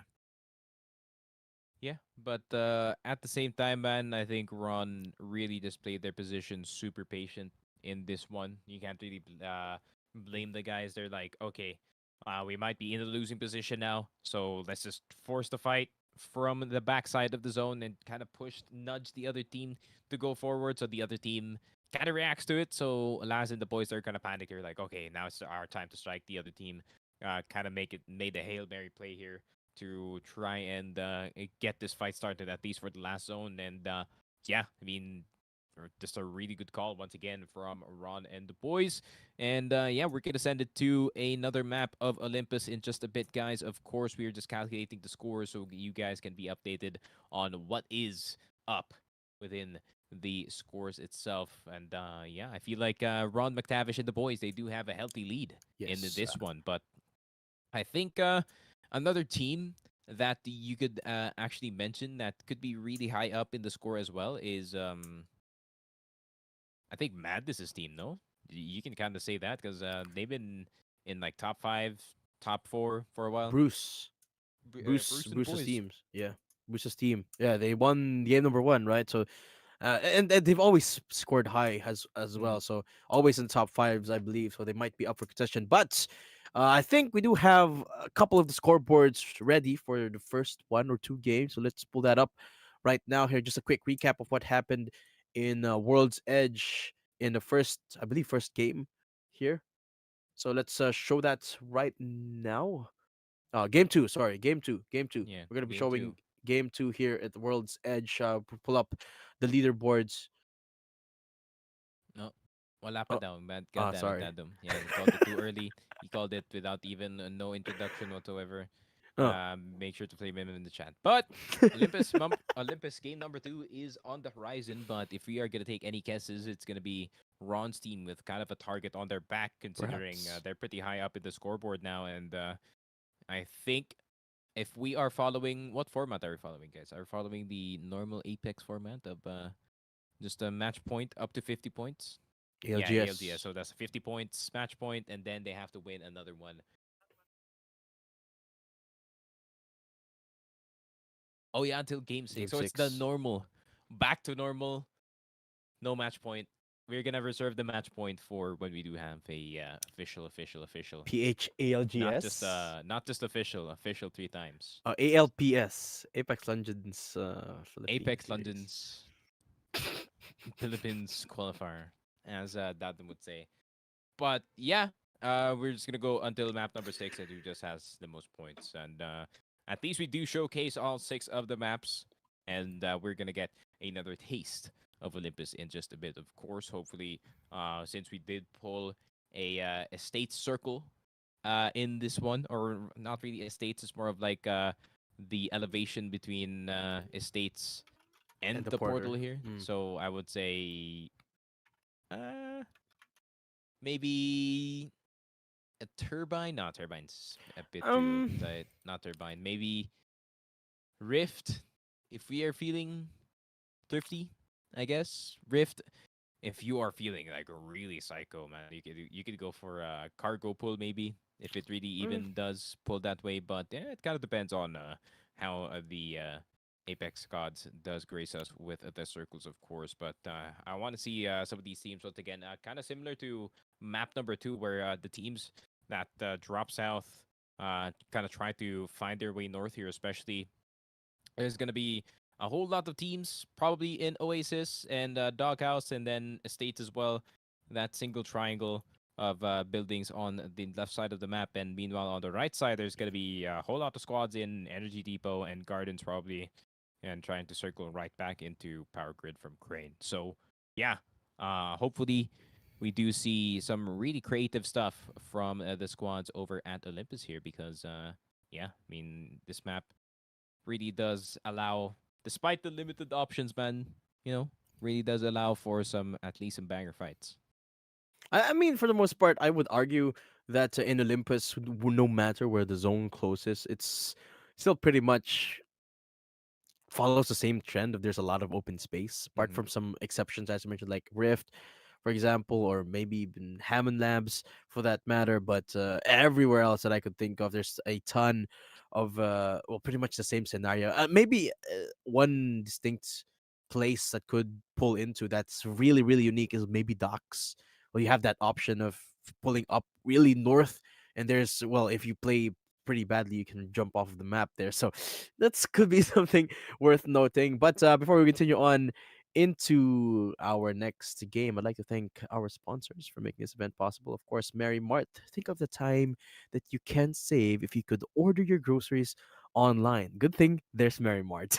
Enjoy same day delivery with Mary Mart delivery at marymartdelivery.com.ph. Again, guys, that's at marymartdelivery.com.ph for all your grocery needs that will be delivered straight at your doorstep. Thank you again to Mary Mart for sponsoring this Apex Legends mini tournament. Of course, thanks as well to MTech. Hashtag dominate the M with the MTech. Be equipped with the best mouse out there, the MTech Levi. More information at mtechshop.com. And again, guys, do support our boys. Our boys from Wild Rift have qualified for the playoffs. If they do manage to get into the semifinals, they have a chance, or they will be flown Mm-hmm. all the way up to China with the best in the world. So, guys, do support them. And of course, do support the Valorant team who have qualified for Ascension. They will be representing the Philippines as they go into Thailand. And of course, our Apex Legends team as well will be competing in LCQ, the ALGS APAC South Last Chance qualifier to qualify for London should they have the chance to do so. Now we're going into map number 4 here, Sneak. Olympus game number 2. Isn't it And crazy that if you're the Wild Rift team here, yeah, you'd be so happy to hear, get ready to learn some Chinese, buddy. You're like, yes, we finally made it. what are you talking about? Because they have to learn when they're there in China.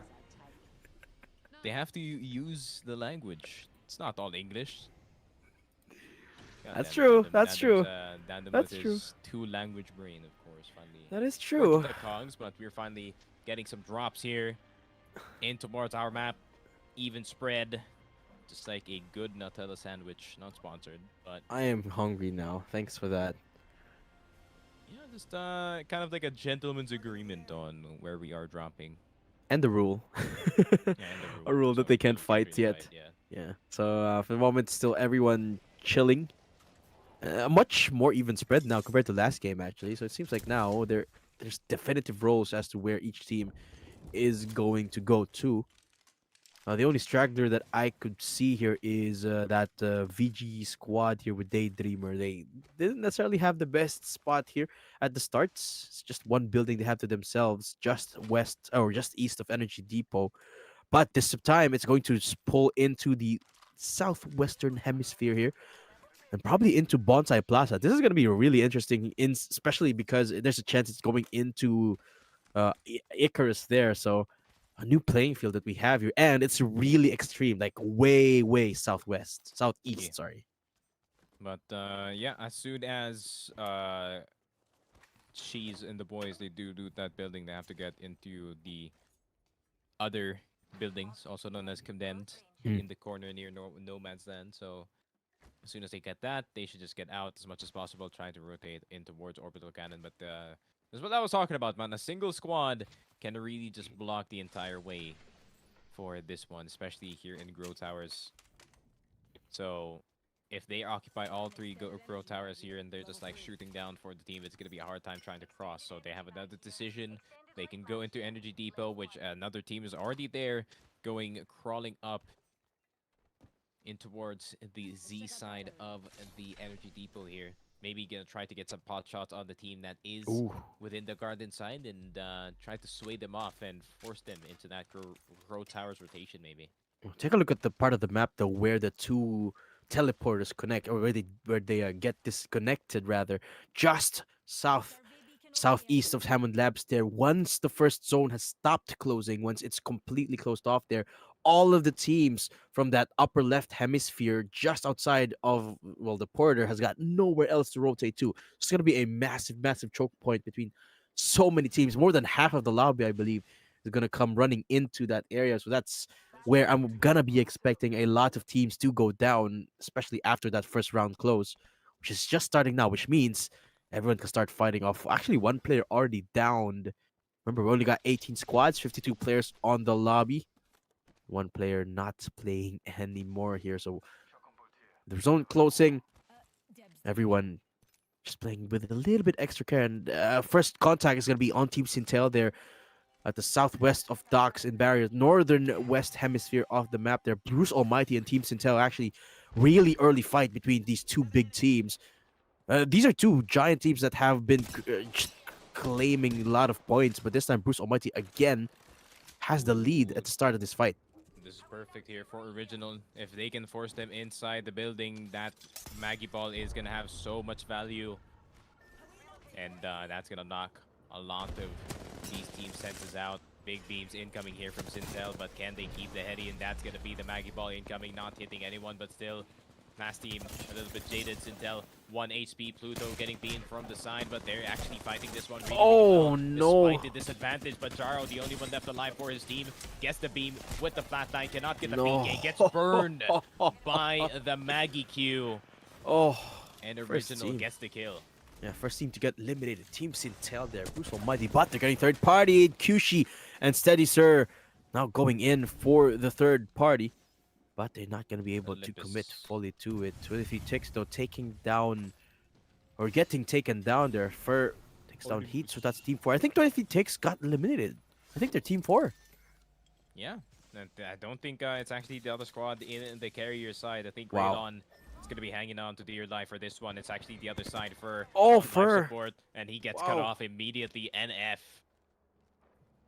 with the early rotation. This is the team that came from Gardens actually going into No Man's Land, and instead of opting in for the rotation in towards Energy Depot, they just fought the team in Rift, and they're gonna go the long way round in towards Power Grid.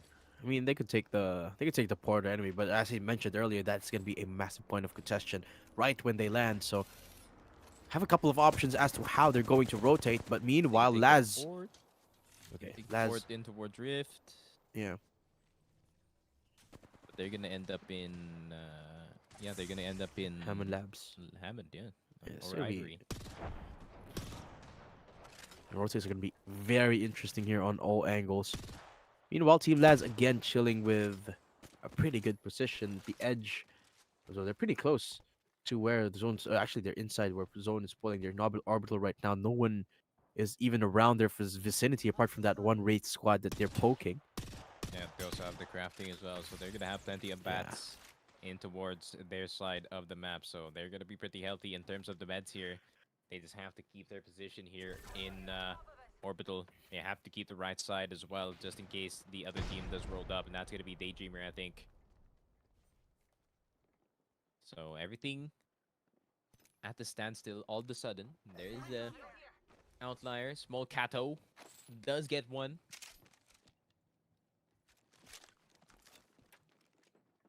It's a lot of skirmishes here early on. Yeah, a lot of skirmishes early on. 13 squads even before the first zone has completed closing. Small Kato, this time on the Loba. I need to play a little bit more reservedly with that comp. Wall comes up defensively again. Well, they're getting poked from the west here. Actually, Madness rotating towards the south. Might be walking into damaged Peanuts building right there on the bottom side. Let's explore this way.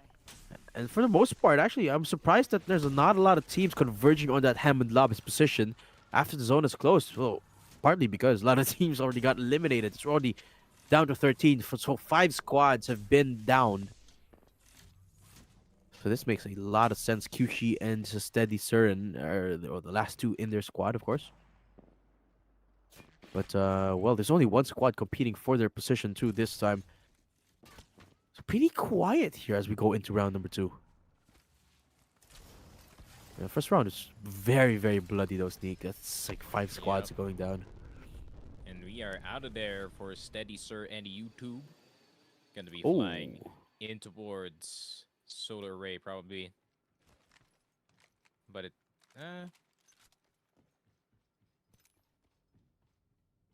Actually, it's not... they're gonna be flying, yeah, towards Solar Array. I'm looking at the wrong side of the map, by the way, but... Yep. Bonsai Plaza. I think, yeah, this is not looted yet. Wow, interestingly so. It is, never mind. It is looted already. Fairly free reign over the area for the moment. Nobody has occupied the top side either yet, I believe, apart from that 1 squad. So Seni and Hydro Pulse this time will be chilling as they, well, they do hear the footsteps of Team Fur from up above, but nobody engaging for the moment. I don't think they don't have to necessarily engage. And either way, if zone closes in on Bonsai Plaza, they're both set for the moment. So just the skirmishes on other sides of the map, like Hydroponics for the matter, and Icarus as well. Damaged Peanuts just holding on for dear life to that ship. 12 squads. The beams, well, not committing yet. I mean, you gotta be reserved. Honestly, yeah. I mean, yeah, just some pokes, no commits whatsoever from both sides, so just gonna be trying to at least keep their position as much as possible near the broken ship.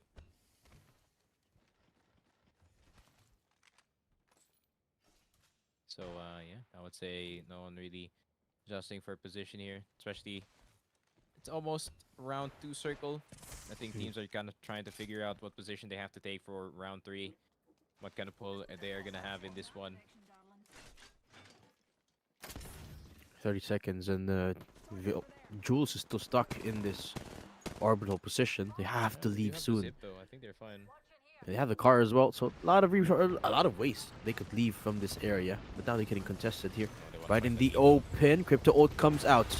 Actually, just waiting for the right moment to pull out the stuns, the Arc Stars rather. It's one slowdown, and they're gonna push this. They're actually gonna push this. VG going in, Daydreamer from up above, and they pull out the Bloodhound ults. But they're not committing as of yet. They've spotted 1 player for the moment. 36 damage onto that purple, and now, well, Dondi's just beaming them all down 1 by 1. Jules and Dreamer get cracked, but Dondi just trading them out. Okay, first knock for VG there in their favor. It's a 2v3. Jules good for another. Daydreamer clean up house. And that's strategically played. Very well done by VG, claiming that orbital spots that they've been holding onto the entire game. Circle's not going to hurt as well, so that's going to be fine for Dondi, Jules, and the boys here. But there's going to be another fight incoming. Ruigi, Peanuts, who was the Watson, who was the lifeline, and now is the Bangalore for his team. That's going to be 2 down immediately. What can the Bangalore do? Trying to play the knock. Gets the 1 knock. Laz is out. Can he get another one? Big beam, 106. Ruigi, all of a sudden, he can actually turn this one around, but he gets beamed as well. Armor swap incoming. Purple. Second armor swap. Second armor swap. Oh, hip fire. Not going to work. Rixu with a clutch armor swap in the middle of that fight. Now has to get up Nielsen. Now has to get up Laz. A bit of a fight happening outside or near outside the zone, near Icarus here, coming down from the ramp, and they survive. Yeah, what a play from Rixu there, saving his team's survival there. and just denying the position of the boxes so that, well, they couldn't armor swap from it. So Rixu playing that to perfection, and the perfect thing about that position as well is that no one is coming in to greet them. Okay, here we go. The Ron McTavish holding that door, gets the knock onto Bruce, and Bruce cannot push in. That's a 2v3 now, if I've ever seen one in Ron McTavish to want to push out. Just weed out that chance for Bruce to take another win for the night.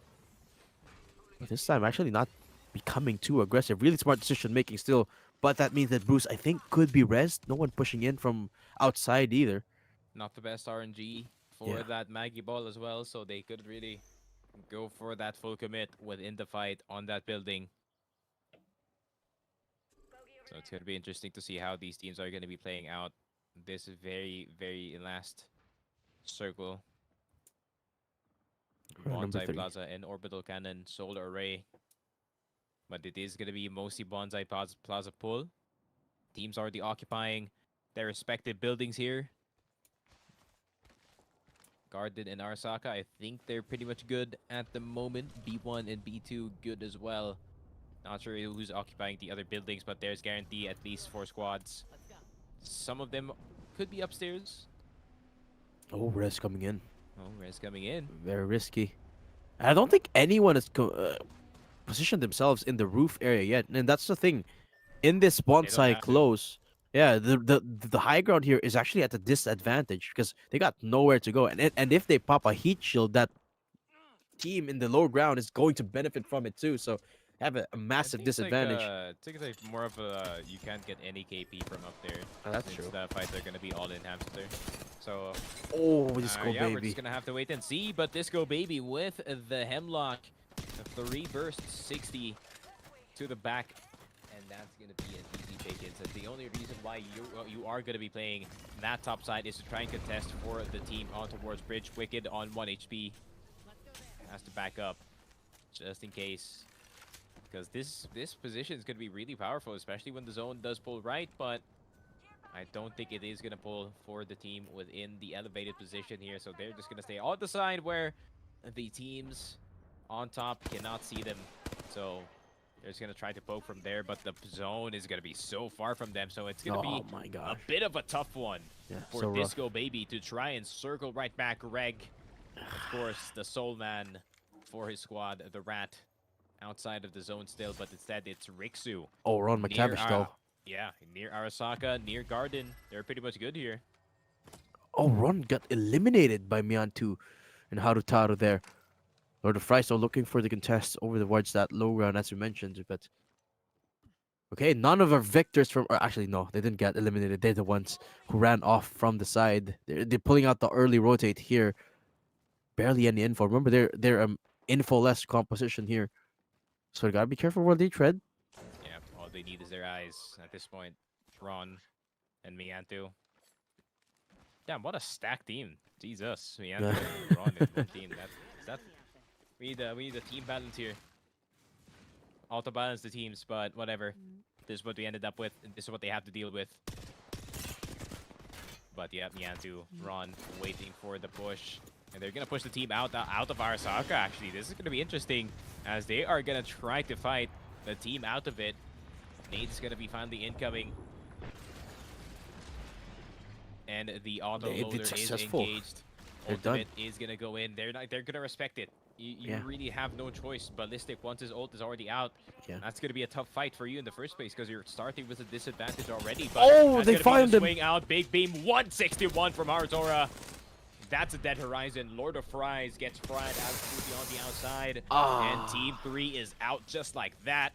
Auto-loader going to be cranked up for 19 more seconds. So any team that's daring to peek within Arasaka here is going to get a face full of lights. Yeah, that's so unfortunate there for Lord of Fries. They already respected the push, not committing to the fight, but they got weeded out last second. Now it's Senny and Mild in the middle of the field, and they've got nowhere to run. The smokes aren't helping them out. Hydro Plus, the last one standing. They still have zero ult, but they can't res up. Senny gets knocked and thirsted there. Hydropulse just hiding inside of the smokes, but how long can he survive here? Not very long at all, because Harutaro will be shutting down Hydro. down to the last 6 squads. And look at this fortress that Ron McTavish and the squad have picked up for themselves. Arasaka is all theirs. It's down to the 5th and final zone here. Down to the South Pole. They're looking for the fight. Wicked, Disco Baby coming up to the elevation. I'm just staying relatively safe for now. Actually, a lot of people still looking to run away from fights at this point. Just looking for an opportunity to get into the top 5 perhaps. But Rixu and Nilsson, of course, it makes sense. They're down to the last 2 members. Meanwhile, running the squad still have the best spot in the game. They have half of their building is still in zone. Yeah, Greg in the bush, trying to stay still, trying to blend in. Oh, this is actually surprisingly well. God rat spot, by the way. Very nice. As he's just watching whatever is unfolding here in the garden. It looks like he's got a ghillie suit. He's gonna go down. I think that's the fight in garden. He's just witnessing everything, witnessing death, hearing everyone dying. As Maki, the only one left alive for his team.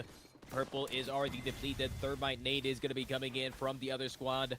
And Greg, he's just watching front row seats in all of this madness at the moment as Maki is just gonna crank the bat as much as possible. As Harutora, Miantu, and Ron are gonna try to contain this side of the map as much as possible. Pulls out the evac tower as well so they can get the elevation. And Harutora looking for some poor victims here as the R9 beam is gonna go through. I think they're just gonna get surrounded and they have no choice but to run as far away as possible, but they're gonna get dissuaded by the other squad as they just get their building once again in Arasaka, just securing it. Miantu just gonna dissuade anyone trying to come in. And that's gonna be the fight. Actually, they're just gonna straight up fight the backside team. And Greg, that's Greg, the witness. Yeah, that's they shot the witness, man. Yeah, found the rats. The exterminators are alive. Wicked and Maki, though, last 2. Remember, Disco Baby got knocked out, but they're starting to contest Arasaka at this point. Running up and about against the wall is not the easiest of feats, but Maki gets beamed down here. The movement is perfect right there from Harutaro. Maki go down and playing that black hole perfectly, but Wicked is all alone. Has to get into the building, but found a nook to hide in. Getting beamed in from up front, but once the wall goes down, okay, Armor Swap just keep himself alive, but the nades, the bullets, and Harutaro has found the mark. VG has entered the scene. It's VG versus the last team standing. Harutaro, Ron has already gone down. It's a 2v3. Miantu looking for the survival, but he's all alone now with the Mastiff and will not survive. It's VG's running away with game number 4. Yeah, big second place finish though still here by Ron McTavish, but it is gonna be VG getting that big dub for their squad. Daydreamer, Jules, and Dondi with the late rotation, despite Ron and the boys having that initial control within the building of Arasaka. They still did get that win with the late rotation, and that's gonna be our 2 Olympus games in. Yeah, what a performance from that game, and what a challenge in that last encounter. VG, remember, Ron McTavish's squad had that building the entire 3rd, 4th round, even until they got thirded essentially by VG, just again waiting for the perfect moment to strike. And I think that's just classically Apex Legends right there, right? Wait for the third party, and once the one knock has already been completed, that's your time to strike. And VG just textbook win in that regard. And I believe we can show the top 10 for the moment, I believe, if I'm hearing what I'm hearing correctly. So let's show the leaderboard right now, please. Scoreboard, I think this is scoreboard for the current game. On the games. There it is. Our needs love. All the way up in first place. I think that is, if I am not mistaken, Ron squad. So either Ron or Bruce. It's just either Ron or Bruce's squad. No, that's Ron squad. They have Arutaro on their team. So there it is. 61 points, 9R 40. And 102 Young 30. I think that's yeah, that is Haru squad all the way up in 61. 2 dubs already collected by them. So very nice. 34 kills. Dadum said that kills do not matter. I never shut up said real quick. that. He said, "Welcome to APAC, baby." Roll back the clip. Clip it, ship it, and there it is. Olympus gonna be concluded, and we are gonna be going into Storm Point. Point. Biggest map. Yeah, Stormpoint is a mixed bag in my opinion. It's well, for one thing's for sure, I think it's more balanced than the first two we've had. But Yeah. for I some have reason, I have the American football guy mindset of like, if I don't what's up? see fights, I just think the map sucks. But people who are better than me at this game and people who know more than me, like Lily did say, I think we had this conversation back then with Stormpoint. Yeah, it is a more balanced map. It's kind of more display of skill. But yeah, but you know me, man. I'm a dumb guy. I like to see shooty shoot. So hopefully we do see it in Stormpoint, of course. But yeah, that is it for now. Of course, from me and Nanom, we're gonna shoot it to a very short break as we do try and fix the lobbies for the next one. So we will see you in just a bit.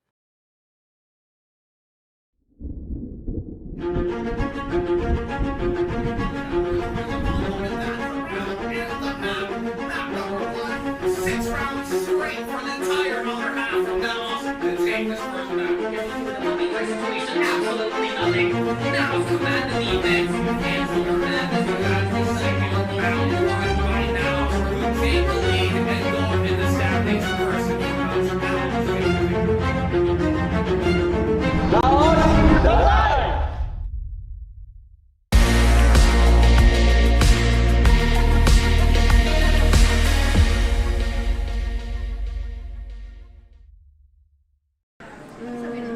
Ay ko! I'm gonna rock pink shell! Basta tandaan mo, pag yan malakas, tatalsik ulo mo. Grabe mamaya. naman. Sige, go.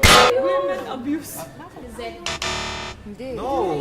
Is it? Sama mo naman. Sige nga, sagot ko. Ano sa inyo? Ano sa inyo? Sige nga, sagot ko nga. One, Girl, 5, 4, 3, 2, 1. Wala. Three. Ikaw yung Oo, tama. Ikaw yung maraming skin. Can I just take you out po? Something the boss would say. Galingan mo sa ulo! Ulo? Paano ba yun, di ba?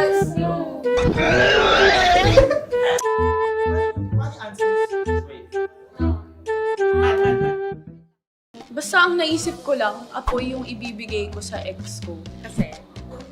Kasi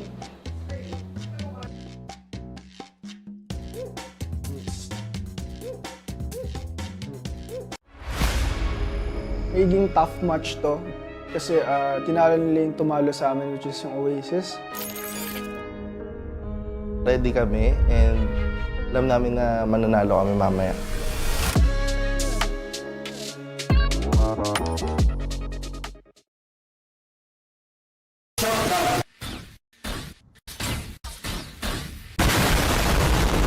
Sabi ko sa kanila, isa-save ki 8-8 pag nag-champion. So, ayan, binigay ko. So, Ayan. deserve naman namin. Sulit naman Feeling pala. ko. Ask and they will deliver talaga. Delivering the win. Oh, totoo yan. Sige, umpisahan natin sa'yo, Rico. Meron ka bang katanungan para sa ating Naos Esports Champion Team ngayon?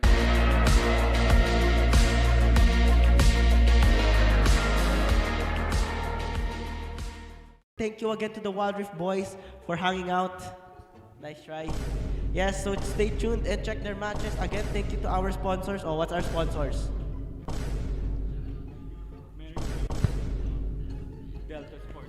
Shoutout, mama! Hindi yung sponsors natin. Despacito. Despacito.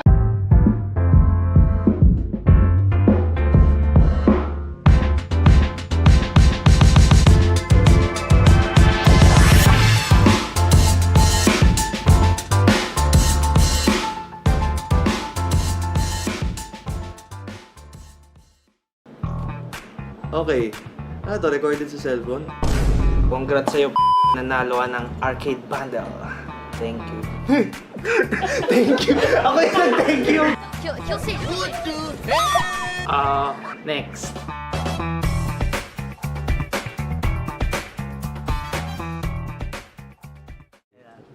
RNT, feeling ko magiging unpredictable sila kasi since new team sila and parang nagbuo lang. parang lahat ng maps na napili, di ba? Pearl, Ascent, Icebox, parang pabor talaga sa Naos eh. So, I'm a little bit worried dito para sa friends natin sa RNT, di ba? Kasi wala pa din silang puntos dito sa Split 2 eh. Despite the clean run sa qualifiers, ngayon nahihirapan na sila.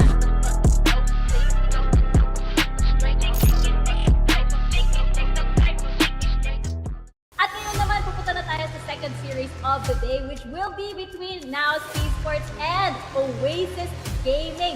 Hindi ba pang grand finals ito? Nice one! Target 2v2. Nice! Here we go. Even up. Hindi ko sila kinoconsider na rivals or any teams here in the Philippines. Ang kinoconsider ko lang na rivals namin is sarili namin. Yun lang.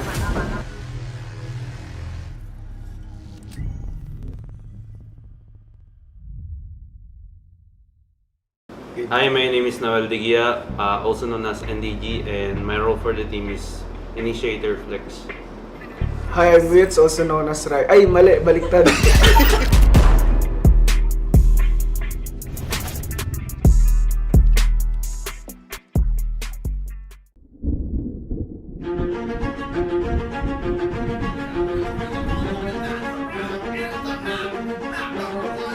Six rounds straight for the entire other half from Naos to take this first map. Situation absolutely nothing. Naos command the defense, and Fernandez who has the second round won by Naos who take the lead and go in the standings first in the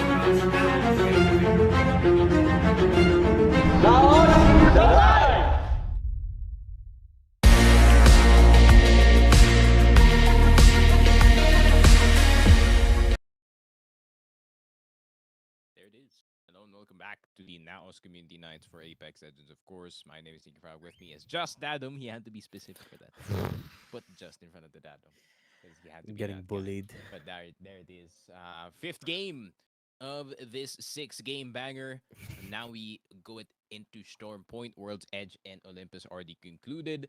So yeah, we'll just have to wait and see what's in store here for Storm Point. It's gonna be interesting to see, especially the last time I casted Storm Point, there was always fights, especially on towards the north side of the map. But now with the grace period, I wonder how the teams are gonna be playing around that. I think they won't be fighting, to be completely honest, because in World's Edge, as we saw in the first two games, the teams were barely touching each other until third zone.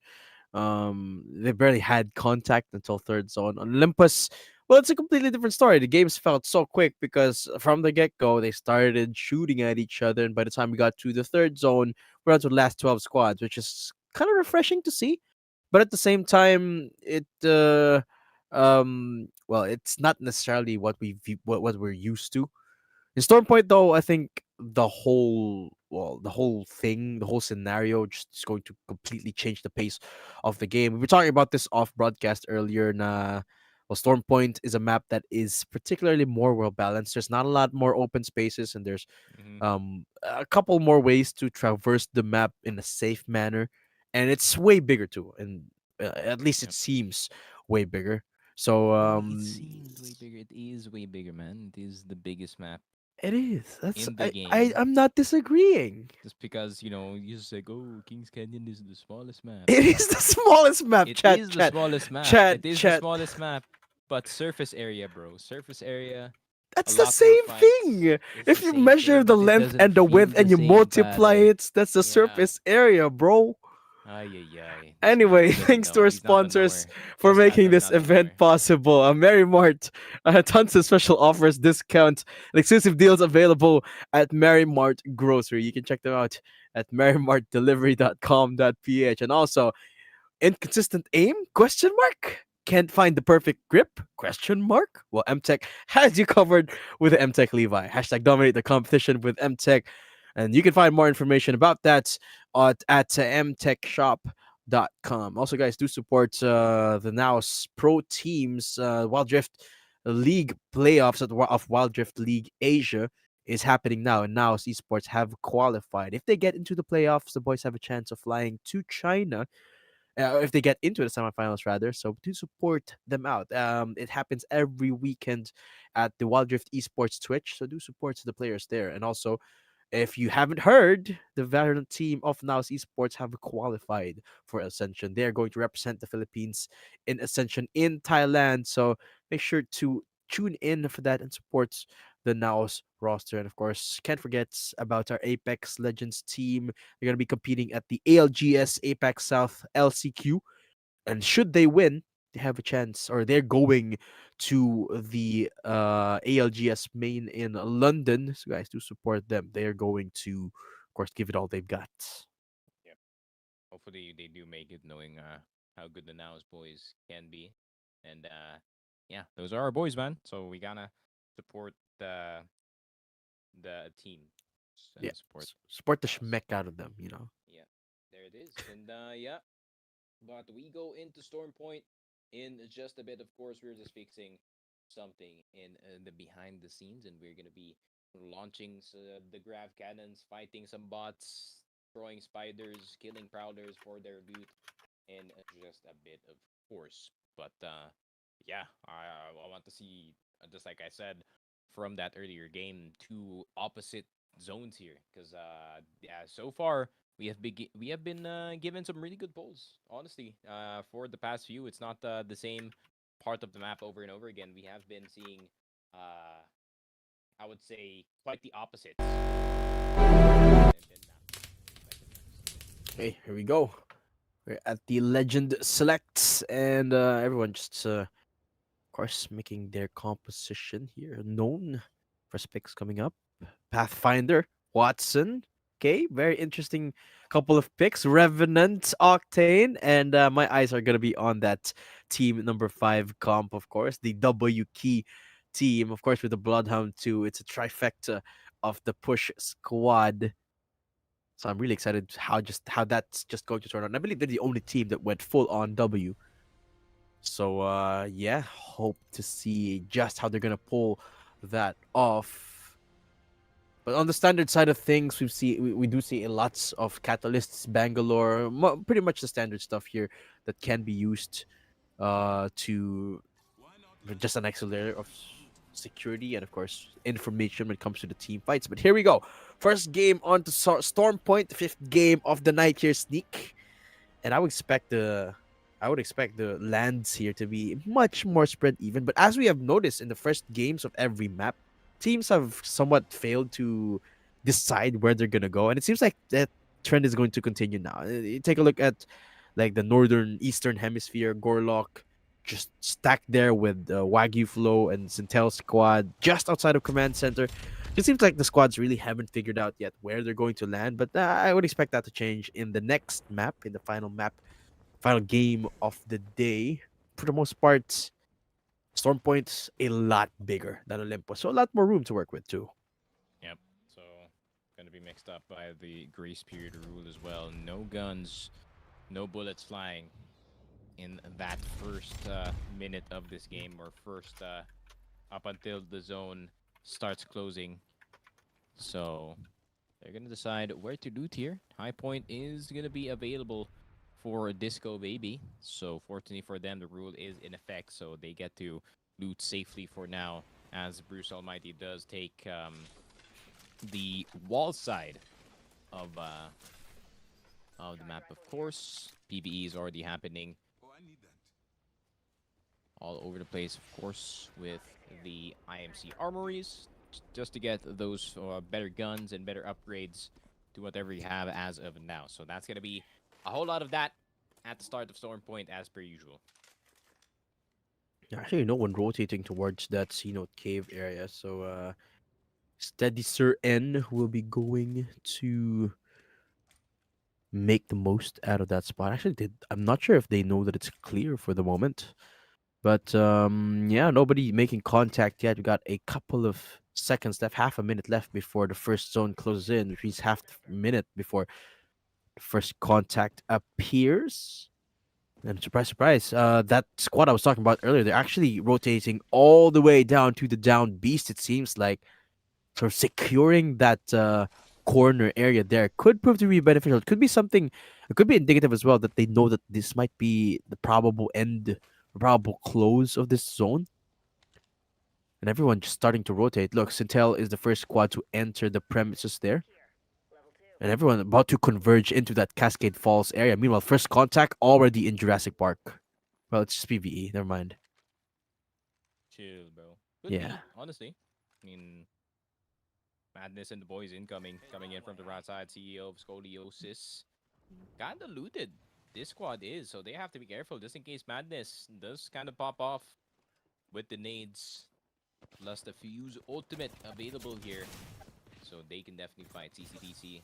DC last game now is available to fight here. Triple take and the card, not the best combination. But Scoliosis and CCDC just gonna be backing up here while Madness is trying to go for the cover. So you're pushing. It's gonna be a big one. Good ultimate. That's gonna be taking a whole lot of players burning right down, and that's gonna be a flesh player as well. That's gonna be a push in already. And they cannot get out. They get the finish as well. Fuse, who is just hiding in the corner, gets the instant beam, gets the instant kill. The ultimate gonna go down as well. Another angle by another squad. 3 people shooting 1 person. Now the poor guy, Cheese, gets his head taken off by CCDC with that triple take. That's Team 6 out of the question. NF no longer. Yeah, a little bit too antsy there for NF. I wasn't anticipating for the close right corner where Scoliosis was hiding in.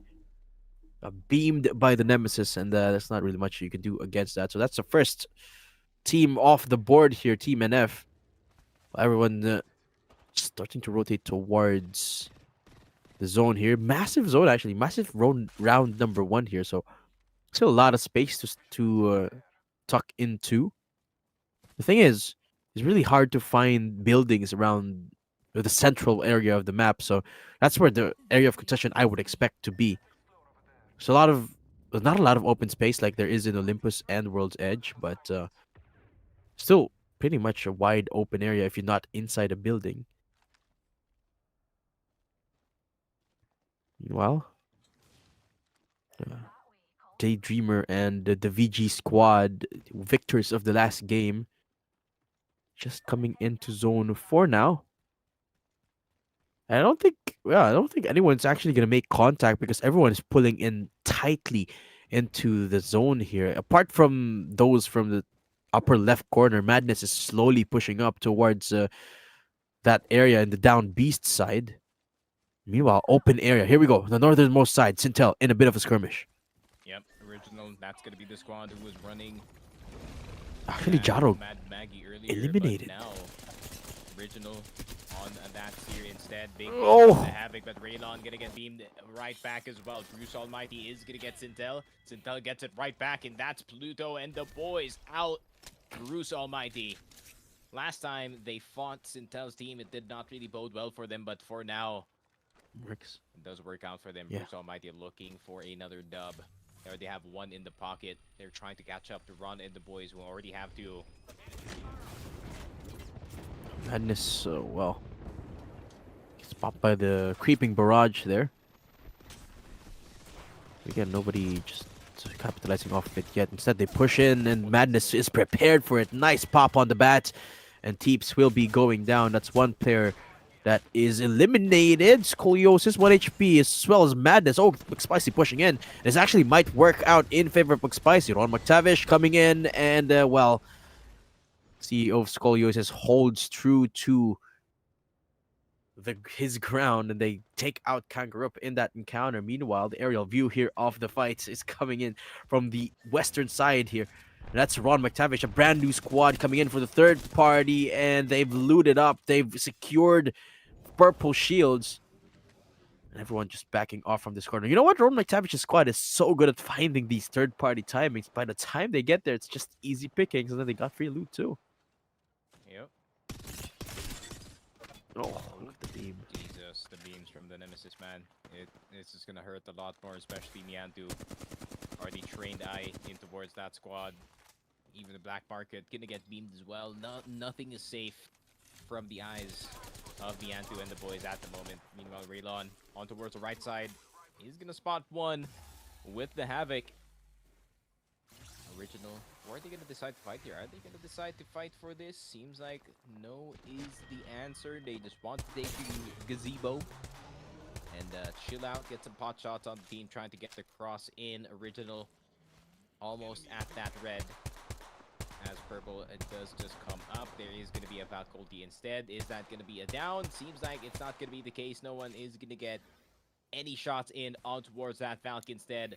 Bruce Almighty going to occupy the south side, or rather the north side of the zone here. to try and at least get themselves a lot of space, and they're just gonna play out from there, I think. It's quite surprising there's a lot of contact over towards North Bad. I think a lot of teams went there expecting that nobody's there yet because it's the northernmost part of the zone. They were so wrong there. Citel being one of those teams getting eliminated immediately the moment they got to that open area. The fight still breaks on, this time on the southern hemisphere of where the zone is closing in on. And, well, it's just as, well, not as open, but there's a lot of buildings coming into this area, but they have to really make their way into zone soon. 23 ticks, hoping to find that dub eventually, which is why looking for as much engagement. Actually, 23 ticks, a team really love going for fights. Probably part of the reason why they haven't been able to secure as high of spots as the likes of Bruce and Ron's team have been. And take a look at this. They're looking for, I think, another push here as they head into the zone.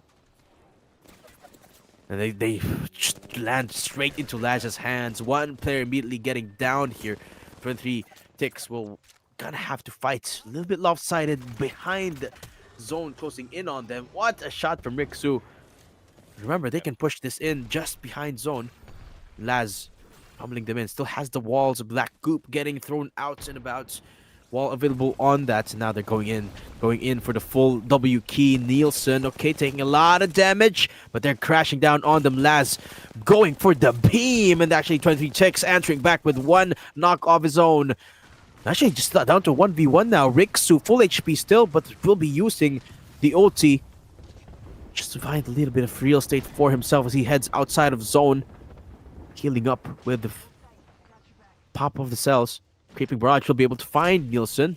Can they actually go for the reds here? I'm not so sure. It's the finish being secured. That's the Team 10 elimination. What a shot from Wagyu Flow. And actually just a two-man team. Still securing the kill. 12 squads left. Not much leeway for most of these squads as pretty easy pickings from the side of Fear. Shooting out the window. Team 20's already out. That's going to be Kyushi eating the dirt. As the circle does get smaller here for round 2. A lot more fights actually for Stormpoint as everyone is trying to get that early position in. They don't want to feel left out, especially for this last circle. Stormpoint is just that brutal of a map that you don't want to be outside of the point.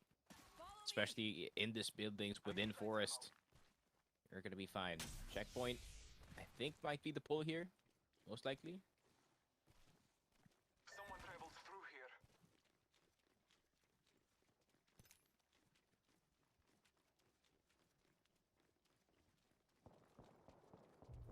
here. Still pretty quiet, all things considered. 11 squads left. Checkpoints. Oh. VG. Slowly making their way towards the roof. Very sneakily. Remember, they do have the Bloodhound, so they can pull the trigger on the fight whenever they want to.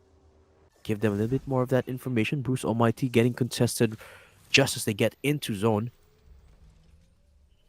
Fairly open spot here that they have some room to work with in terms of fighting.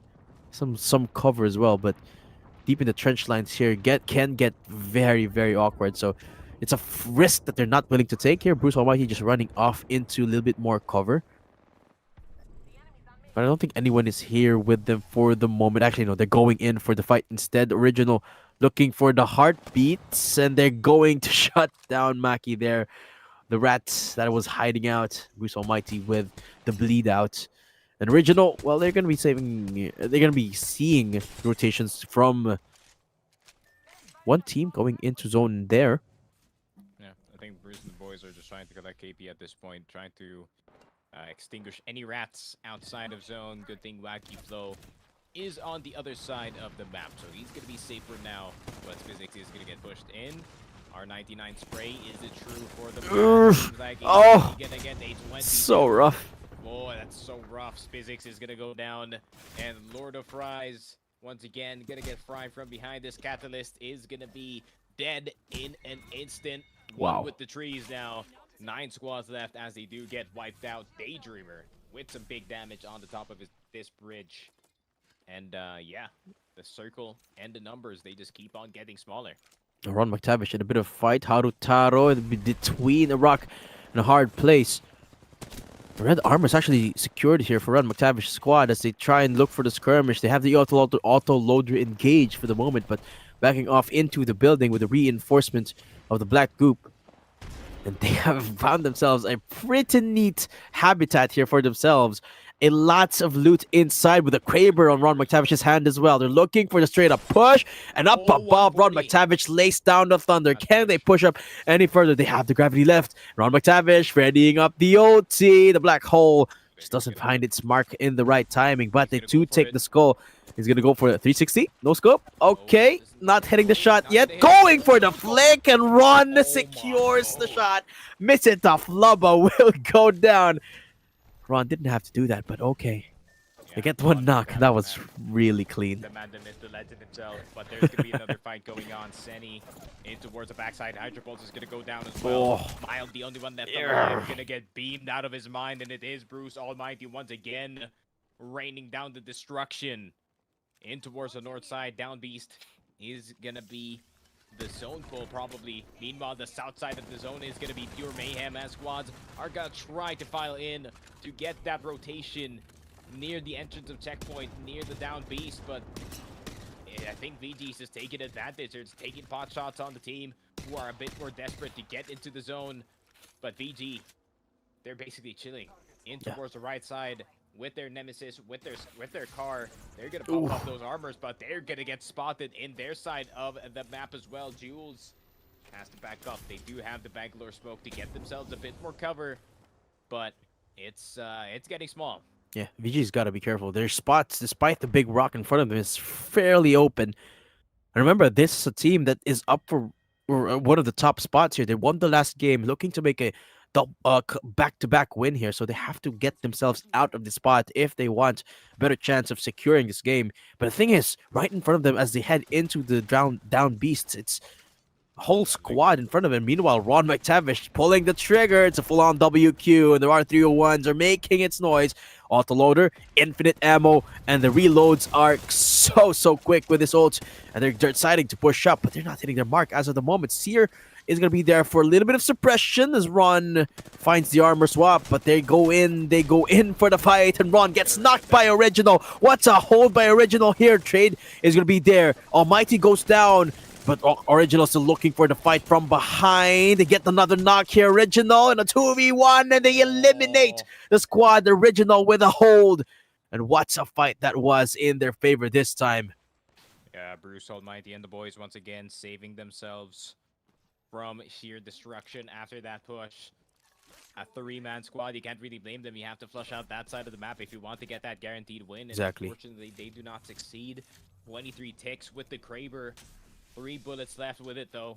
Can execute some of these members. Can execute, make these fights skewed at least for the other 3v3s here, but he's gonna get spotted on towards the right side. Pathfinder has to fight his way out. He has to get out as much as possible, but the black hole is gonna be incoming towards first position. He's gonna have to force his own black hole. Arcstar is gonna be incoming. Double black hole is gonna be incoming. Nate, big damage. Numbers all over the place. It's all red, but can he get the finish? Oh my lord, so much damage from the flatline. The spray is gonna be coming in. Finally, the push from the teammates of Fur here. But can they get the finish? They do get some, but they have to med up first in order to at least get themselves some safety before they get all this KP lying on the ground, but they're not so sure yet. They do have the good position. But Zahil and Gorlock just trying to see if they can support their teammate as much as possible. 5 bodies on the ground, 5 points on the line. Fur needs to bite right now before these KPs disappear. Yeah. They're contesting for this top spot for the moment. It seems like it's successful for First Squad. They've managed to secure the slot for themselves, but for how long? 4 squads left. And the zone just completed, closing in on everyone. So they gotta be careful from the spot that they found themselves in. I mean, it's a pretty good spot. It's one of the best spots in the game right now. But it's still pretty open. If someone contests this from both sides, or if 2 teams contest this area, gotta be extremely careful. And right now, it's starting to get pushed on one angle. For already down in the low ground. So now they gotta be careful here. Dorlock, the Destroyer, Okay, they're just deciding to back off, give away that spot, and I think that's pretty smart here for first squad. Yeah, they just not need. They just don't want to get beamed as soon as they're transitioning here. They're gonna play the ball instead of the building. Interesting times because they want to keep themselves close to this last fight. That's gonna be happening within the cave original, and the boys are gonna go down 2 down for the boys over at Bruce Almighty. Original gonna be out of the question as well. 2 squads left, and this is gonna be first time to strike an injured team. Gorlock the Destroyer gonna be making sure that they can get at least the finish, and that's gonna be Team 10 with the patience, waiting for their time to strike. Gets the dub, but I think Bruce Almighty's team, they got a lot of points off of just kills. Yeah, still got a lot of points and fairly high placement points there. But this time it's first squad on the top, winning game number 5 of our series today. I'm really excited to see the scoreboard, just how it's turning out for a lot of the teams. But as you mentioned, Bruce Almighty still one of the teams to look out for in that regard. Just creating so much value out of the kills, and of course, consistently getting high placements. So good for a lot of these teams. But congratulations to Team Fur. They will be winning game number 5, and I believe we are ready to show the stats from games 1 to 4. Earlier we saw game 1 only. Now we are ready for the total, not including the game that was just concluded. And here we go. How needs love? Yeah, still at the top, and actually VG stealing away that second place there. Yeah, I think they're gonna go for 100. That's for sure. They're gonna go for 100, and it's gonna be nice. Last game is around the horizon here, as we do see the other squads as well trying. DPR did not even make it.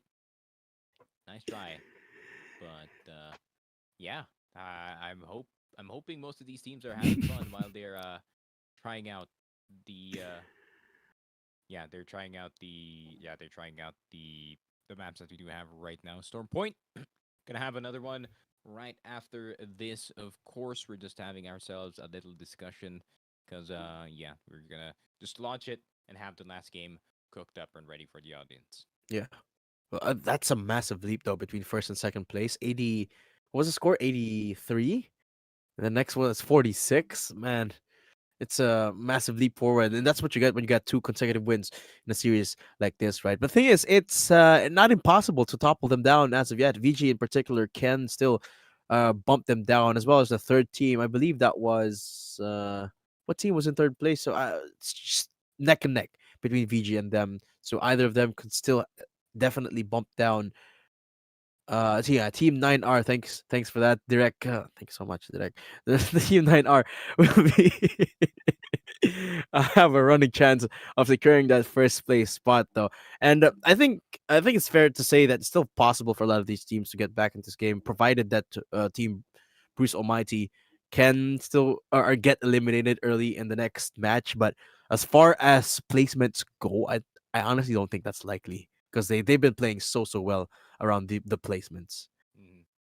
Yeah, I mean, placements plus the kills for their sake really is just stacking up for the boys over at the first place side. So can they extend their lead? Can they make it 100 at least for the very last game that we do have in this one? Hopefully we do have at least a banger, right? I mean, there were more fights in this one compared to what we've seen in the past 2 games of Olympus. Maybe it is the teams more incentivized to be a lot more aggressive, I think, to try and see if they can get the early position in. But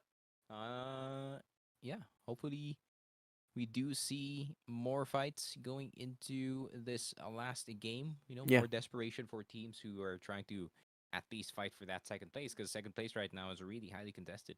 That's true. That is true. And one of the things as well that made that game super scrappy was the zone placement. It was right smack at the northwest hemisphere. So a lot of the teams, they rotated way up north, like around the map, not anticipating that almost nobody was coming in through the middle of the map. So the moment it came into the north bad area, it was all open, just west of the wall, up above from down a beast, up above from checkpoint. Nobody was expecting there to be a ton of teams in that open area, because who would do that, right? Who would rotate towards an open field everyone That's why thought that you nobody see was gonna do. that's why And you see teams kind of play even within the zone to yeah, try and get a more comfortable spot, at least on the outside, to try and get that. I wouldn't say better position, right? At least you can have the backside of the zone on your own and not have a flank to worry about and just shoot from there. But I think it is the teams within the zone itself already that do have the better spot. But it really depends, man, because you really have to prioritize kills as well, especially with the score the scores that we have now. It's not just the placements that are the priority here. of course, of course. And that's really, really hard to anticipate in these scenarios, right? Especially because it's Apex Legends. Anything and everything could happen. And of course, it's Storm Point. There's a ton of ways you can go around traversing the map. You could be sitting pretty at one corner, and then a car is gonna start moving around, and then the next thing you know, you're getting serial ulted, and you're getting all this utility pumped into your face. It's really hard to anticipate just how you're going to take control and then keep control of a certain area of the map there. But while we're getting ready with the next game here, folks, we're down to our final game of the day in Store Point. Again, I'd like to thank our sponsors for making this event possible. Again, the Mary Mart, a one-stop shop for all your grocery, cosmetic, and pharmaceutical needs. You can visit them at marymartdelivery.com.ph, and they have same-day delivery. So if for all your grocery, cosmetic, and pharmaceutical needs, go to the website again at marymartdelivery.com.ph. And again, thanks to MTech, have just released their largest square mousepad, the PC1 and the PH1. The PC1 offers a smooth cloth surface, perfect for your Valorant games. The PH1 hybrid pad for the fast and twitchy playstyles of Overwatch and Apex Legends. Get yours now at mtechshop.com. And of course, do support our boys playing Wild Rift, Valorant, and Naos, and Apex Legends. The Naos boys, well, especially from Wild Rift, they have qualified for the playoffs of WRLA, and a couple more wins, and they should be able to qualify for the semifinals. And if they do that, they will be flying into China to play off against the best teams in the world. And also, of course, VCTPH just concluded, and Naos Esports was the winners, and they will be representing the country in Ascension. The boys will be flying to Thailand, so do support that once it begins. And of course, the last but not the least, the Apex Legends team of Naos will be participating in the ALGS Apex South Last Chance qualifier, and if they do win there, they are gonna go into London for the LAN. Now we're starting off the character selection for our final game of the day here, a Storm Point here, Sneak. Let's see if there's gonna be any anomalies when it comes to the legend compositions. It seems like everyone's just sticking to the safer route this time. Yep. And yeah, basically the same lineups that we did see from the prior game. Not much changes in any of the squads here. Probably the same drops as well. And yeah, I mean, it's gonna be another peaceful start in this game. Are we restarting? Is it restart? Could we restart? Yeah, it is a restart. All right. Just gonna restart it, guys. Unready, re-ready, and we're gonna go back into it. Dial back, run it back. I'm just gonna restart the game for you guys. So hang back and chill, and welcome to the mid tournament podcast with Matthew and Matthew. If you didn't know, guys, by the way, quick trivia. We're both named Matthews here on the casting desk. Whoa. I don't know. I don't know why. I don't know why I just doxed us, Nick. But Whoa, man. Matthew, how you feeling tonight? How you feeling tonight, buddy? Huh? We haven't talked in a bit, in a hot minute. We literally talked like two days ago, man. What are you on about? That's too long, bro. That's too long. Yeah, I'm chilling, man. I'm sleeping a lot because Me it is too. the AM cast grind right now. So time zones not lining up and sleeps not lining up. So yeah, I would say not the best, but not too shabby either. You know, I just like staying at home. So I think it's pretty much fine for me. It's the grind, you know. It's the Mm-hmm. It's the casting grind. I'm really excited for actually the rest of the year. I can't believe it's already been half of the year completed, half of 2023 completed. A ton has happened in terms of I'm excited esports. for some rest. That's what we need at this When point. But is when is yeah. the next CS coming out? Let's talk about that. Um, CS2. I don't know, man. There's like a LAN in August apparently, from what I've heard. So might be around that time that CS2 could be out. So Pretty could be soon, an interesting actually. time. Pretty Pretty soon. soon. Pretty soon. So maybe Naos can host their own thing here. Could be Perhaps. me, probably. I mean, do you have any other choice? In the matter at this point, I mean, who knows? there's like four of us. Yeah, no. My choice is choho between actually like six of us, but like you already know if there is a CS here, I'm gonna be dibsing that immediately. But we are gonna go back possibly in the game itself in just a bit. But hopefully, both of these squads or all of these squads do get into the game, so we don't have a good restart, and we can just end this one, cap it off with a bang. No waiting needed. Yes. And by the way, speaking of Choco, shout out to the production team of Naos Esports. The night has been going absolutely smoothly here in terms Mm-hmm. of production until this one tech issue pickup. It's been perfect so far, right? So shout out to you guys. Naos Yeah. Esports, I think, think think the servers quality. are just doing their thing, classic Apex server moment. Yeah, So can't do nothing about that. please bear with us, my friends. Mm. So think someone's internet just exploded, someone's router, someone's keyboard How thrown does across the room or something after a fight. But yeah, I mean, hopefully we do just get that fix ongoing here for this one. So yeah, I mean, after from what we've seen from the last games, I think rough estimation, the player on top or the team on top. Of course, 84 solid points for Haru's team, and yeah, they got a pretty solid lead in this one. Not gonna lie. So pretty far in terms of the scoreboard, but still, yeah, second place, man. They're still second place. They're still second place. It's not too bad to be second. At least you're like the second best team out of 19 in this one. mm, mm, true. And the thing is, I feel like a lot of people really discount the kills here. I'm taking a look at the stats for the last game. While, well, of course, there's the top two teams that were in the placements. I'm taking a look at team number three. I'm not sure which team this is particularly, but they got 14 kills as well, placing number three in the lobby. So that definitely is going to change up the scoreboard, despite the fact that they were not the winner of the game. I think they will be up close. How many points is it per kill? 1 point? I believe it's 1 point It's per kill, one, bro. right? Yeah. One, man. Just one. And how many kills is it for top place? It's like 20? No, it's just one. No, for top place. For top For one. top place. Yeah. Top one, it's like 20 points. it's not 20 points. I know it's not 20 points. I think it's only 10. See? And then 14 kills. So the winner of the last game, they got 6 kills, and then they got top one, so it's Oh no, it's 16. 12. There, 12. Yeah, okay. So they got 18 12 and then points. 9 and then 7 and then 5, 4, 3, 2, 1. There it is. Well, in that case, the third placer of the previous game had So it's more like points 7 than the plus winner. 14.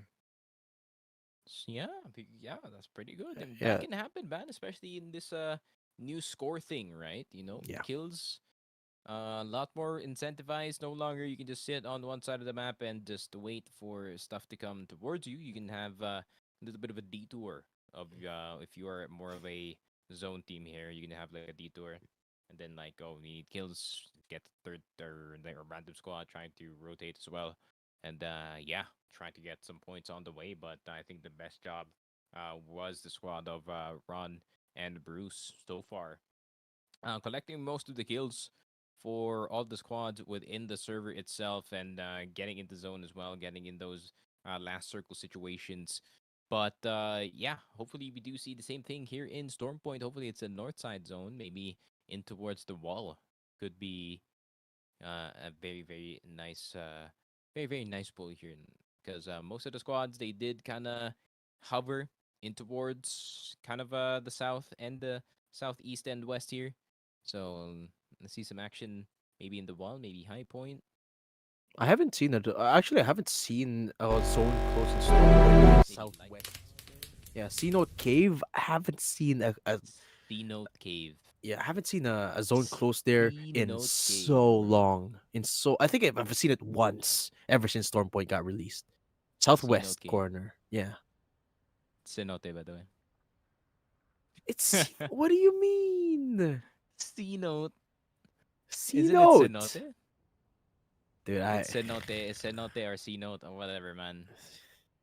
Depends on your mother tongue. It doesn't but matter. I'm It gonna doesn't call matter. It's Cenote. all right. It's all wrong. All words are made up, Sneak, so it doesn't matter. C is true. Note. Yeah. The grander scheme of things, but we Here are we gonna go. see drops. Yep. Pacifist route for the first 4 or so minutes in this game, and we are gonna go gliding into some kills, of course. Lot of teams occupying now the north side. Lightning Rod by Hydra Pulse and the boys. I think Disco Baby gonna try to get themselves a spot in towards High Point, and then go to Prowler Camp from there, trying to camp or try to farm some Prowlers for the attachments. The wall, of course, gonna be occupied. And damn, that one team going in towards the top left of our map is gonna have so much loot since there's no one, literally no one in North Pad. True. And typically you see someone prioritize that area because it's literally a god spot. But maybe later on we'll see someone rotate towards that area. Shipfall even is getting a little bit of attention from 23 ticks all the way in Gale Station. Oh, and look at this spread from 23 tick squad. They've got so much space covered between the 3 players. Yeah, Cascade is going to be occupied by 2 squads at the moment, so that is going to be Sultry Station. And Cascade Falls filled with at least 2 squads here, but they're not going to fight just yet. Not allowed. You are not allowed. You can even give your enemy armor here. Yeah. And that's going to be A-okay. But 1 minute left. As soon as that 1 minute timer falls to 0, all hell breaks loose in this game. But yeah, we're just going to see the teams looting up. Just going right back around, PvEing and everything, getting inside the armories, and just, yeah, just having themselves a good time while looting. Oh, zone's pulling into Antenna. Antenna and Jurassic Park. I'm not the biggest fan of this zone. Because Antenna, it's deceptively small. On the map, it looks big, right? It looks like a big area, but I don't like it. yeah, I mean either. There's an up. There's a whole area that's like it's like a bowl. It's like a sink shaped, Yeah, and lead to like a freaking just medkit off very last zone, which I don't like personally. But if it happens, it happens. It is what it is. But Antenna is going to be occupied by Dondi and the boys, who had themselves some really good placing, actually, VG. Not too far away from the top 5, or they have been consistently in the top 5 in the scoreboard. Yeah. So they can shoot up to 2nd place if they can get a really good spot in Antenna, get some good loot, hold it down, and just shoot from there. the one good thing I will say about Antenna though is it's really one of the areas that is not that hard to contest. So if there's one team camping in that area, you can theoretically fight them.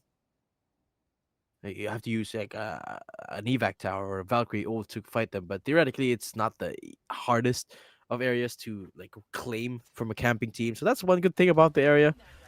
But as far as zone endings go, as far as game enders go, there's not really a lot you can do. Because once that middle of the basin sort of becomes the point of contention, you're all going to be stuck in the middle of such a tiny space, just jumping up and down of a very long vertical zip. So yeah, it's not the most ideal of zones when, especially one to watch here in a series concluder. But hey, it's very very early to count our eggs at this point. Meanwhile, first kills on the board, first elimination. We're down to 17 squads already. Wonder where that went. I wonder what happened there. A lot of action still happening. Couple of knocks coming through. Damaged Peanuts on the edge of Jurassic Park here.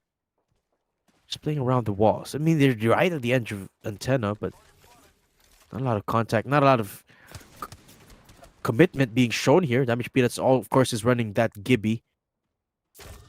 Still have yet to use. Ooh, what a shot! Yeah, what a shot. Yeah, but I don't think it's gonna happen. Not right now. Not just yet. Not yet.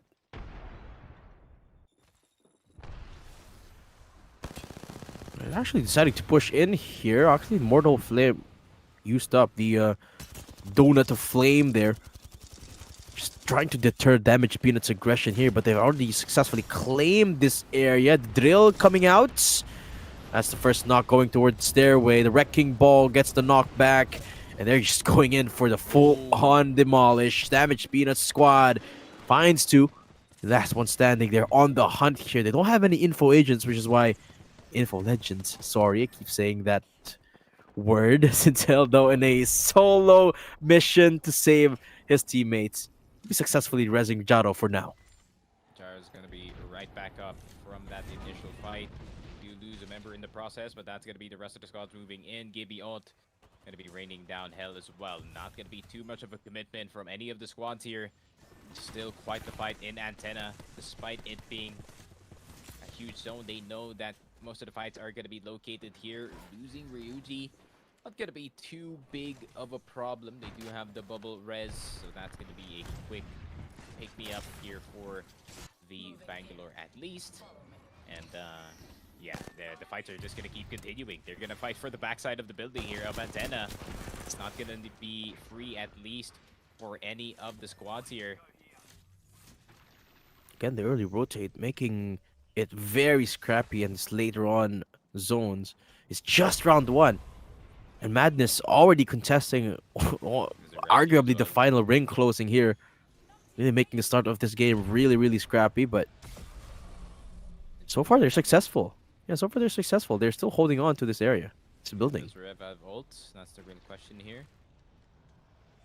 If he does, they can actually just send it against Madness here. But I think they're just chilling. They're not going to overextend. Instead, they're just going to hold the zone for now. Don't want to do anything too reckless this early in the game.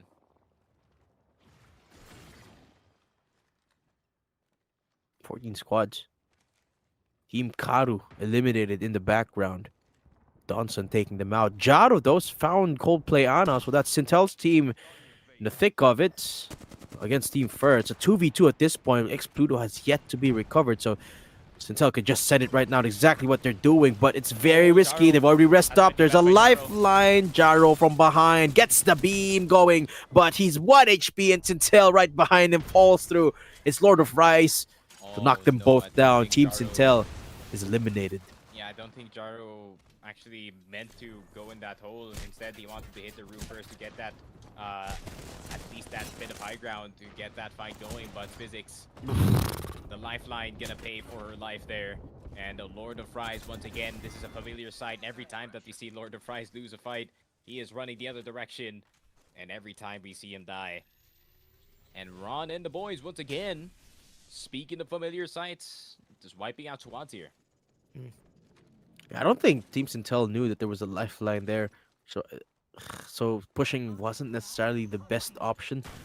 But at the same time, they also had to recover their teammates, so not really much of a choice in that scenario. So pushing down, again, it's not the best area for a fight, but here we go. City of Colossus trading blows. Justazami will be going down first, playing around the bubble. And Damage Peanuts will go down as well. CEO will be wiping them off the map here. Actually, a fourth party coming in from the heavens. That's Madness just making noise from above. That's Black Hole getting invested too. A lot of teams converging into this area. It's 4 squads at the moment, but Ron McTavish will be cleaning house. They'll be holding forth here. Small Kato getting punished all alone now. Will be sliding down into the pits of that antenna area, but his teammates, not so much. They're both knocked down. So it's still a very contested area here at the northwestern side of antenna. Small Kato just trying to be the rat that... Maybe gonna get the res? Yeah, No, I don't Rats think it's is gonna the happen. I teammate. think she should just dip here. I think this should just be a dip out. Yep, Miantu kind of spotting it. Even getting the tether here. Miantu gonna get the easy beam. Oh, took him a bit, but Masty pulled out at the end. Easy times. 9 squads left. Small Kato wiped out. 9 squads left. Still the second round. Damn. It's so quick. Yeah, it's so quick. And a lot of it is, again, so many teams trying to prioritize that antenna position, that late game position. That singular building at the northern west edge of antennas had so much attention towards it. Yeah, I mean, you could argue that the 23 ticks and the boys, they actually have the best position within the zone itself. And True. I do expect for them to kind of have the upper hand going into this final pull. But yeah, a bit of outside of zone action from Raylon and the boys. Bruce Almighty deciding to play outside. And they are just going to be walking it in, that's for sure. It's only zone 2, so it doesn't hurt that much, but you know, you're gonna need to reserve as much red meds as possible if you are the Bruce Almighty squad. 8 squads left. I think this is the fastest game we've had so far in terms of the numbers dwindling here on all the player sides. Actually, 9 squads, my mistake. 26 people on the server. But again, half of the squads eliminated even before round 2 was ended closing. And there's some more people fighting towards the south end this time of antenna. 23 ticks. Just looking for the long range engagement with the 30-30 on heat now. It's not easiest to hit with the projectile speed of a 30-30, but at least things are slowing down for now. Zone is still massive here, by the way. Yeah, it would have been nice if Heat did have the Skull Piercer. Would have been cracking heads all day. Most satisfying thing about the 30-30 if you do get it. But 9 squads left.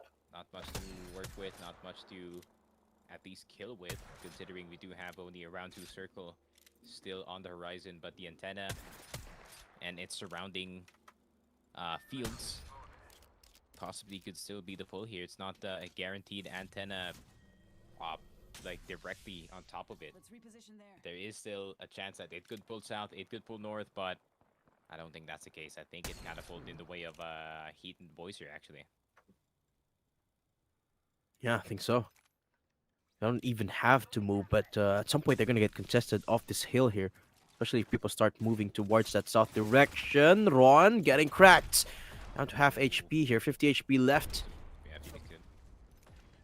They're going to call upon the wall here. Maybe they're going to contest this building again. Yeah, I think they're just fighting it, so they don't have anyone kind of blocking their way going to the zone. Wicked inside of it. Oh, what beams coming in. Ron McTavish actually gets knocked now, and Bruce Almighty might be pushing down into this. Wall comes out, and the beam is there immediately. Oh my gosh, they actually answer back. Miantu gets the beam down. It's all down to one player, and Miantu will be cleaning house. Miantu single-handedly killed them all, and Ron will be rest quickly thereafter. Yeah, I mean, great idea here from Ron and the boys pushing forward so they don't have anything that disturbs them while they get into the zone. And now they have a favorable spot. They can just walk it in from there. And meanwhile, the other side, there is a bit of a fight within the Spiders. Gorlock, the Destroyer, he needs to get that Phoenix kit out before the Spiders do reach him. And I think he's going to be A-okay. Oh, they're fighting. In the open field near the south of Antenna here. It seems like teams, they're just sick of fighting around the buildings. They're like, oh, I guess, you know what? Let's just go to the hill. Right in the open. They kind of recognize the circle, maybe. I don't think this is going to be Antenna Perhaps. even included in round 4. Maybe. Which is, again, at least it's better than the antenna pull, right? It's in the open, sure, but At least they've got sort of even playing field, very little cover on between them. The R9's not gonna be the most effective from this range. This is Yeah. like a southwest maybe.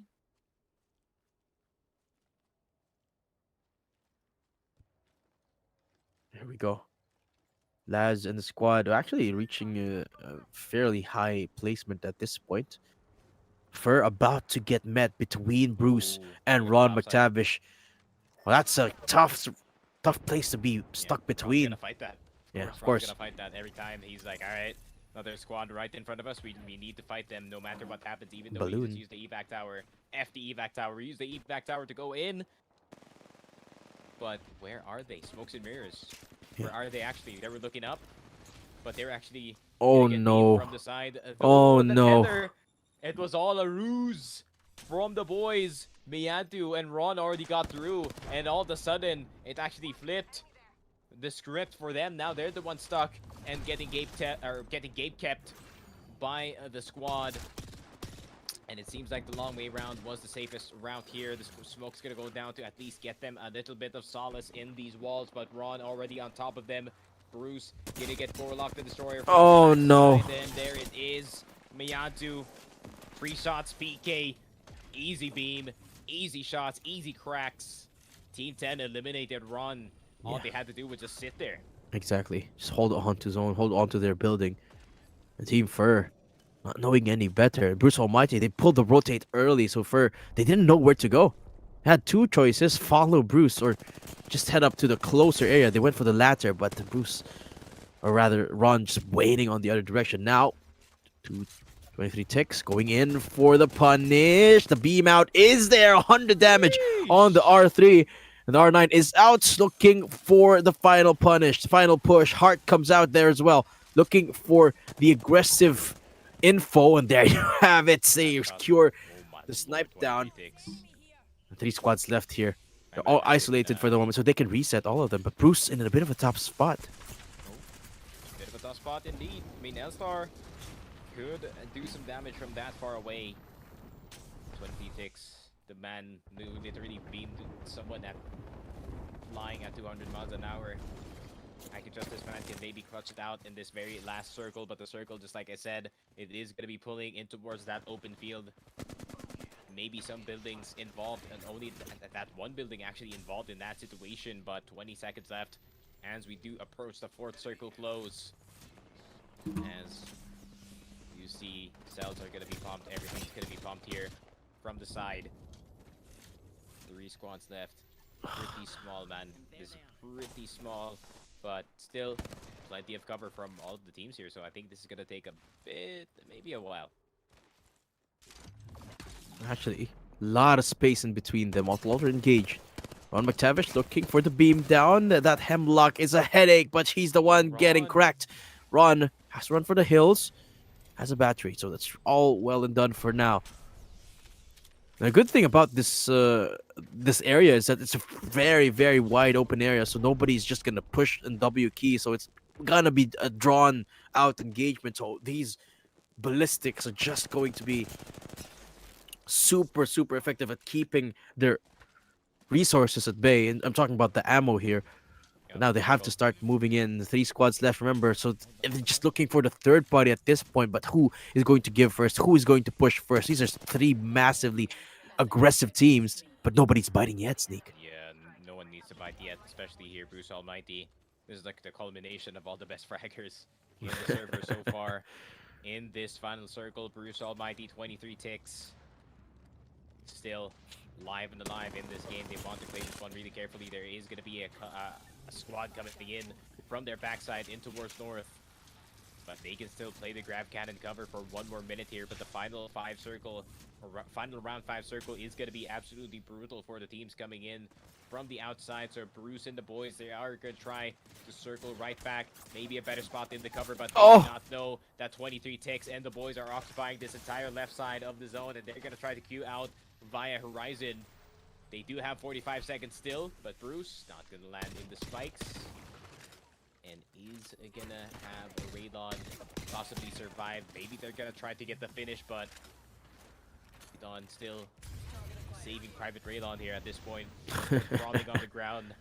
Miantu trying to get the finish, but I don't think it's gonna happen.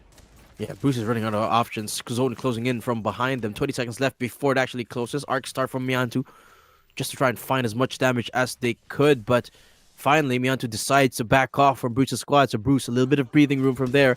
Meanwhile, 23 Ticks is where they're pivoting that attention towards. Okay. As of the moment, 23 Ticks have got the best spots. So now they're just beaming them all down with the 30-30s and the G7 Scouts. Meanwhile, the Bangalore Smokes coming in. 23 Ticks have the perfect spot from here on out. Now they're coming the rotations from Bruce and the other squad. And 23 Ticks getting contested at this point. We gotta remember, all of the smokes used up from the Bangalore already. Heat coming in from behind. Barely any walls to play with here. In the pinch. The heart comes out from 23 Ticks. At least they've got a little bit of breathing room to work with. That's Bang ult already out. Bang ult already used. But 23 Ticks put down the ultimate immediately. So that's all the information you can ask for. 3 squads left. And finally, the final fight is going to be incoming. Round 5 circle. Oh. No cover. Only fights. Beam from the skies is going to be incoming. 23 Ticks getting something. But, oh, they have to back off. They have to back off. Oh, what a spot. Oh my god, what a spot. The bamboo is kind of covering Ron here, but Ron, first guy down once again for his squad. But they have to back up. They have to play this really smart. The 23 Ticks cannot just overcommit in this situation. But the backside of the zone, there's going to be another fight incoming as well from the other squad. It's not just over in immediate fashion. It's still quite the slugfest between the two sides here. But there it is, Team 4. 23 Ticks. With a stellar 9-kill game. Gets it at the end of it. Second place team gets 15 kills. That's going to be quite the shot for the scoreboard. 23 Ticks, not a stranger to winning. Yeah. Getting the last dub of tonight. Honestly, it could have been any of these 3 teams. Unfortunately, I think VG is unable to take it into... I think VG unable to even get to the top 5 spot, but Ron and Bruce teams both in the top 3. 23 Ticks securing that win. I think it's still pretty close between these 3 teams. Honestly, could have been any of them, but we're gonna have to jump into the scoreboards later on to find out for sure. But what a series of games that were, Sneak! Super action packed. I'm actually a little bit surprised of how much strat goes, how much prep went between all of our teams here. But everyone actually performed tonight. Yeah, I mean, everyone really shelled out their best Apex Legends that we could see them. A lot of fights, a lot of beaming, a lot of very smart calls from most of these squads trying to try out whatever strats that they have in the back of their heads. So, yeah, I kind of like this format that we're having, especially with the teams, especially with Fur and Sintel and the boys not deciding to, combine, and most of the good squads deciding not to combine for this one at least, right? So they're like, all right, we're gonna let the intrusive thoughts win for this one, and let's test out whatever call I can think of. And yeah, it was a very interesting few set of games, and I would say had overall fun. The scores are gonna be incoming in just a bit. It is gonna be flashed on screen when it is ready, of course. But yeah, I do expect, of course, Hara needs stuff. I think this is not even a close affair. They're gonna get first. We'll have to wait and see. But before we flash the final scores, guys, we'll just be having a quick break. Stay tuned because we'll be back with the results of the first ever Naos Community Night featuring Apex Legends. But until then, the datum here saying we'll be right back with Sneaky Frog, so don't go anywhere.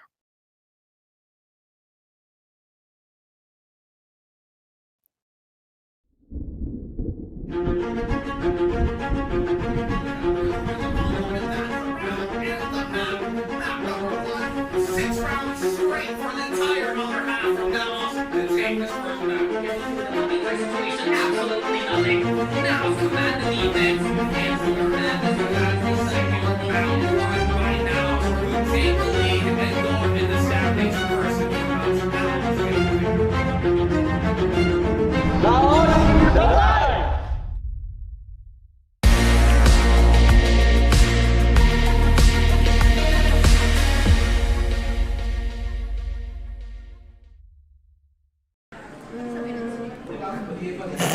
I'm gonna drop pin siya! Basta tandaan mo, pag yan malakas, tatalsik ulo mo. Grabe mamaya. naman. Sige, go. Women abuse. Zed. Hindi. No! Is it? Isama mo naman. Sa inyo. Sagot ko Ano nga. sa inyo? Ano sa inyo? Sige nga, sagot ko nga. One, Tagal, 5, 4, 3, 2, 1. Wala. 3. Ikaw yung Oo, tama. Ikaw yung maraming skin. Can I just take you out po? Something the boss would say. Galingan mo sa ulo! Paano ba yun, di ba?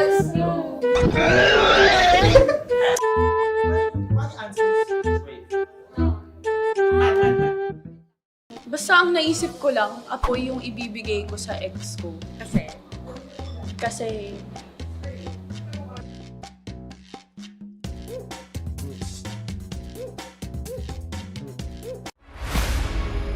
Magiging tough match to. Kasi tinalo nila yung tumalo sa amin, which is yung Oasis. Ready kami and alam namin na mananalo kami mamaya.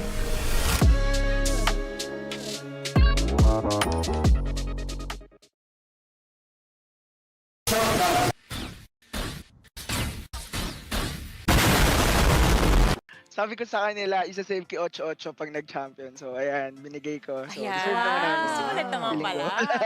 Ask and they will deliver talaga. Delivering the win. Oh, totoo yan. Sige, umpisahan natin sa'yo, Rico. Meron ka bang katanungan para sa ating Naos Esports Champion Team ngayon?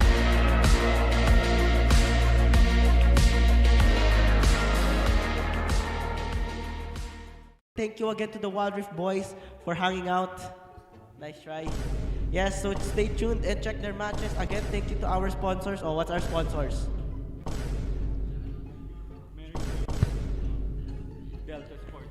Shoutout, mama! Hindi yung sponsors natin. Despacito. Despacito.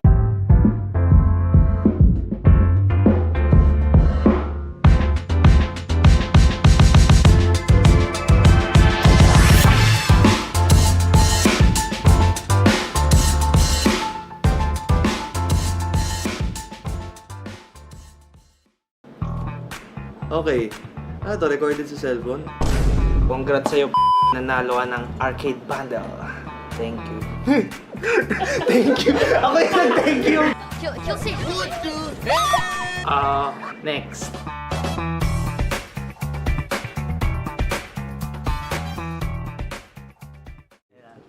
RNT, feeling ko magiging unpredictable sila kasi since new team sila and parang nagbuo-buo lang.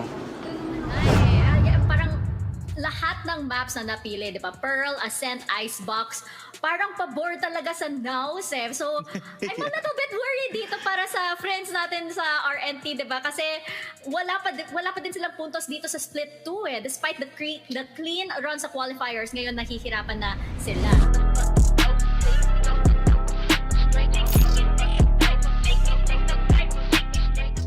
At ngayon naman, pupunta na tayo sa second series of the day, which will be between Naos Esports and Oasis Gaming. Hindi ba pang grand finals ito? Nice one! Target 2v2. Here we go. Hindi ko sila kinoconsider na rivals or any teams here in the Philippines. Ang kinoconsider ko lang na rivals namin is sarili namin. Yun lang.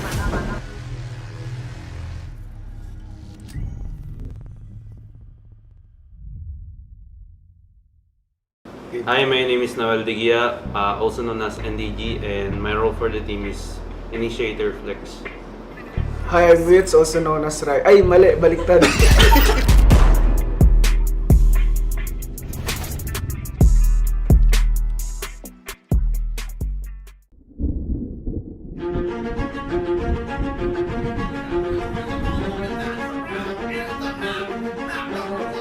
Six rounds straight for the entire other half from Naos to take this first round.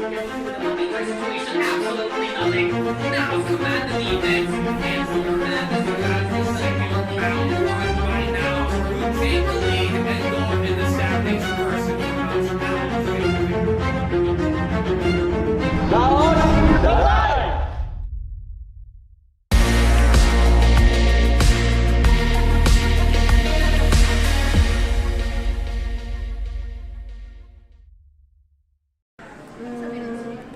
Ay, ko! I'm gonna wrong page siya!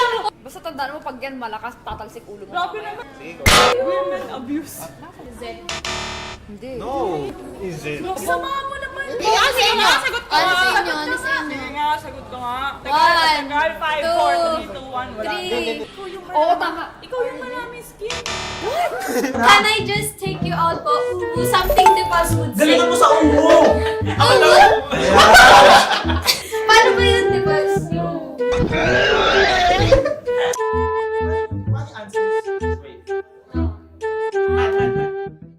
Basta ang naisip ko lang, apoy yung ibibigay ko sa ex ko. Kasi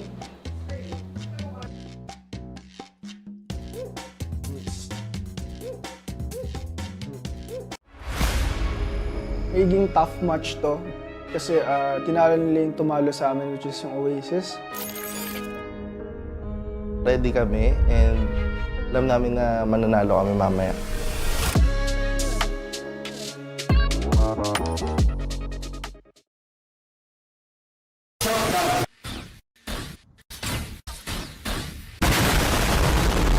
Sabi ko sa kanila, isa-save ki 8-8 pag nag-champion. So, ayan, binigay ko. So, Ayan. deserve naman namin. Sulit naman Feeling pala. ko. Ask and they will deliver talaga. Delivering the win. Oh, totoo yan.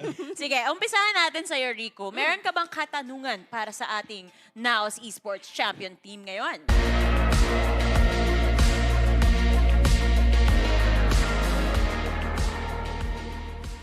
Thank you again to the Wild Rift boys for hanging out.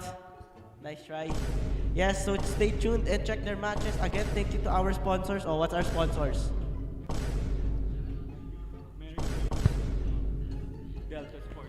Shoutout, mama! Hindi yung sponsors natin. Despacito. Despacito.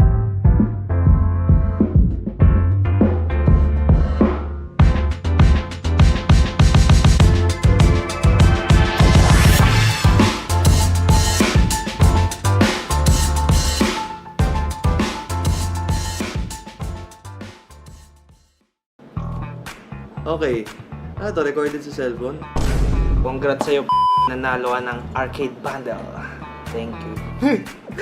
Thank you! Ako yung thank you! He'll say Next.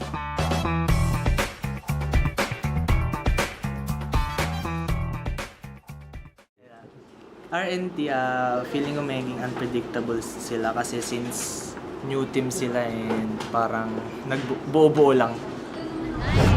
Parang lahat ng maps na napili, di ba? Pearl, Ascent, Icebox, parang pabor talaga sa Naos eh. So, I'm a little bit worried dito para sa friends natin sa RNT, di ba? Kasi wala pa din silang puntos dito sa split 2 eh. Despite the clean run sa qualifiers, ngayon nahihirapan na sila.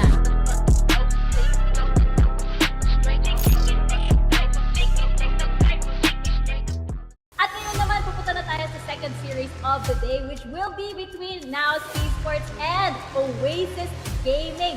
Hindi ba pang grand finals ito? Nice one! Target 2v2 Here we go with even Hindi ko sila kinoconsider na rivals or any teams here in the Philippines. Ang kinoconsider ko lang na rivals namin is... Hello, and welcome back to Naos Community Nights. We now have the scores overall para dito sa ating Apex Legends tournament that we just had right now. So I think we're gonna flash the numbers right now, right here. There it is. Hardy's Dub, they break 100.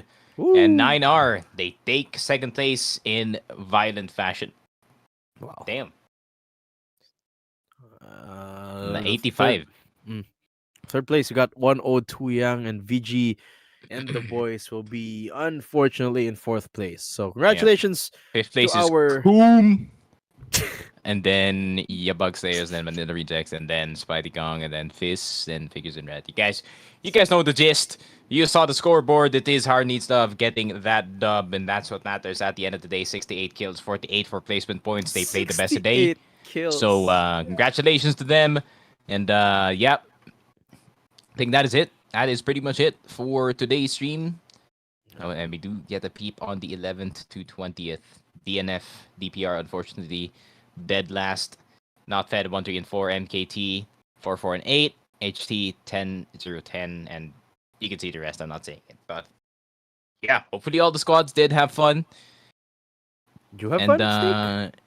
yeah, I had fun. At least I saw some teams kind of rocket out and try to make some strats happen. But I think we have another thing to show. Or is it? Are we done? Are we done? Are we done? There it is. Yeah, Boom. it is the champions. Champions. Mianto, also known as Mr. Connoisseur. Cooter Connoisseur. Haruto, FPS, and Ron McTavish. And I'm of gonna course, hide under their Haru. banner. My man, he does need some love. But at least he does have 1,500 divided by 3. So at least he's 500 pesos richer. He can buy himself a burger. KFC has that new thing with the zinger. With the cheese. The cheesy Italian zinger.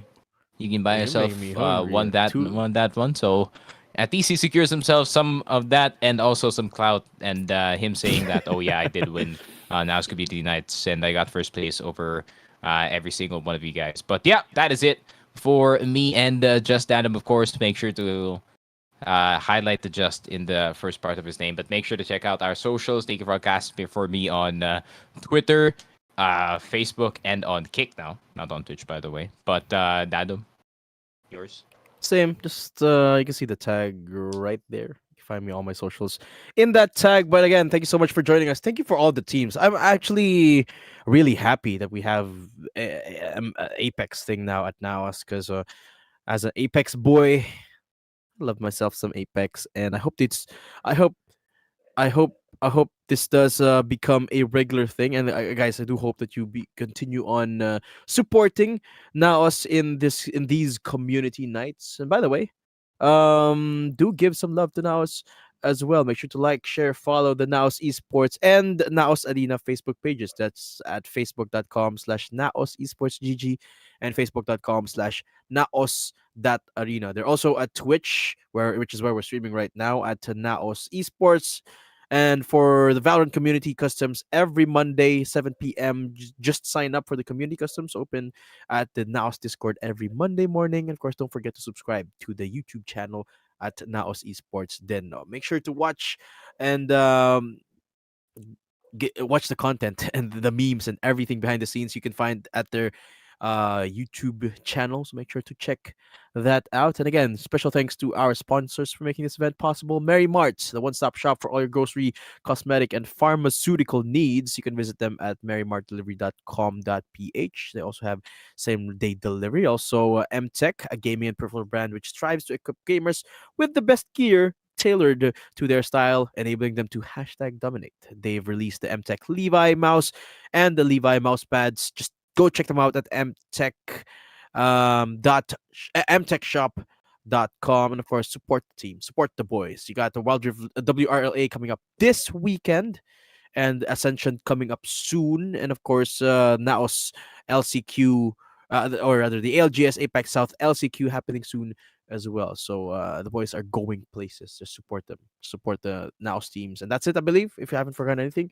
Sneaky Frog, thank you so much for having us here at the Naos Community Nights at the very first Naos Mini Apex tournament. Thank you so much to the production. You guys are. Thank you so much to Naos Esports, of course, and thanks to you guys for watching. And that's it for us wrapping up the night. Thank you for watching. See you on the next time. This is Datum with Sneaky Frog, and we're gonna raid Deepulse for the night. Thank you. Bye bye. See ya.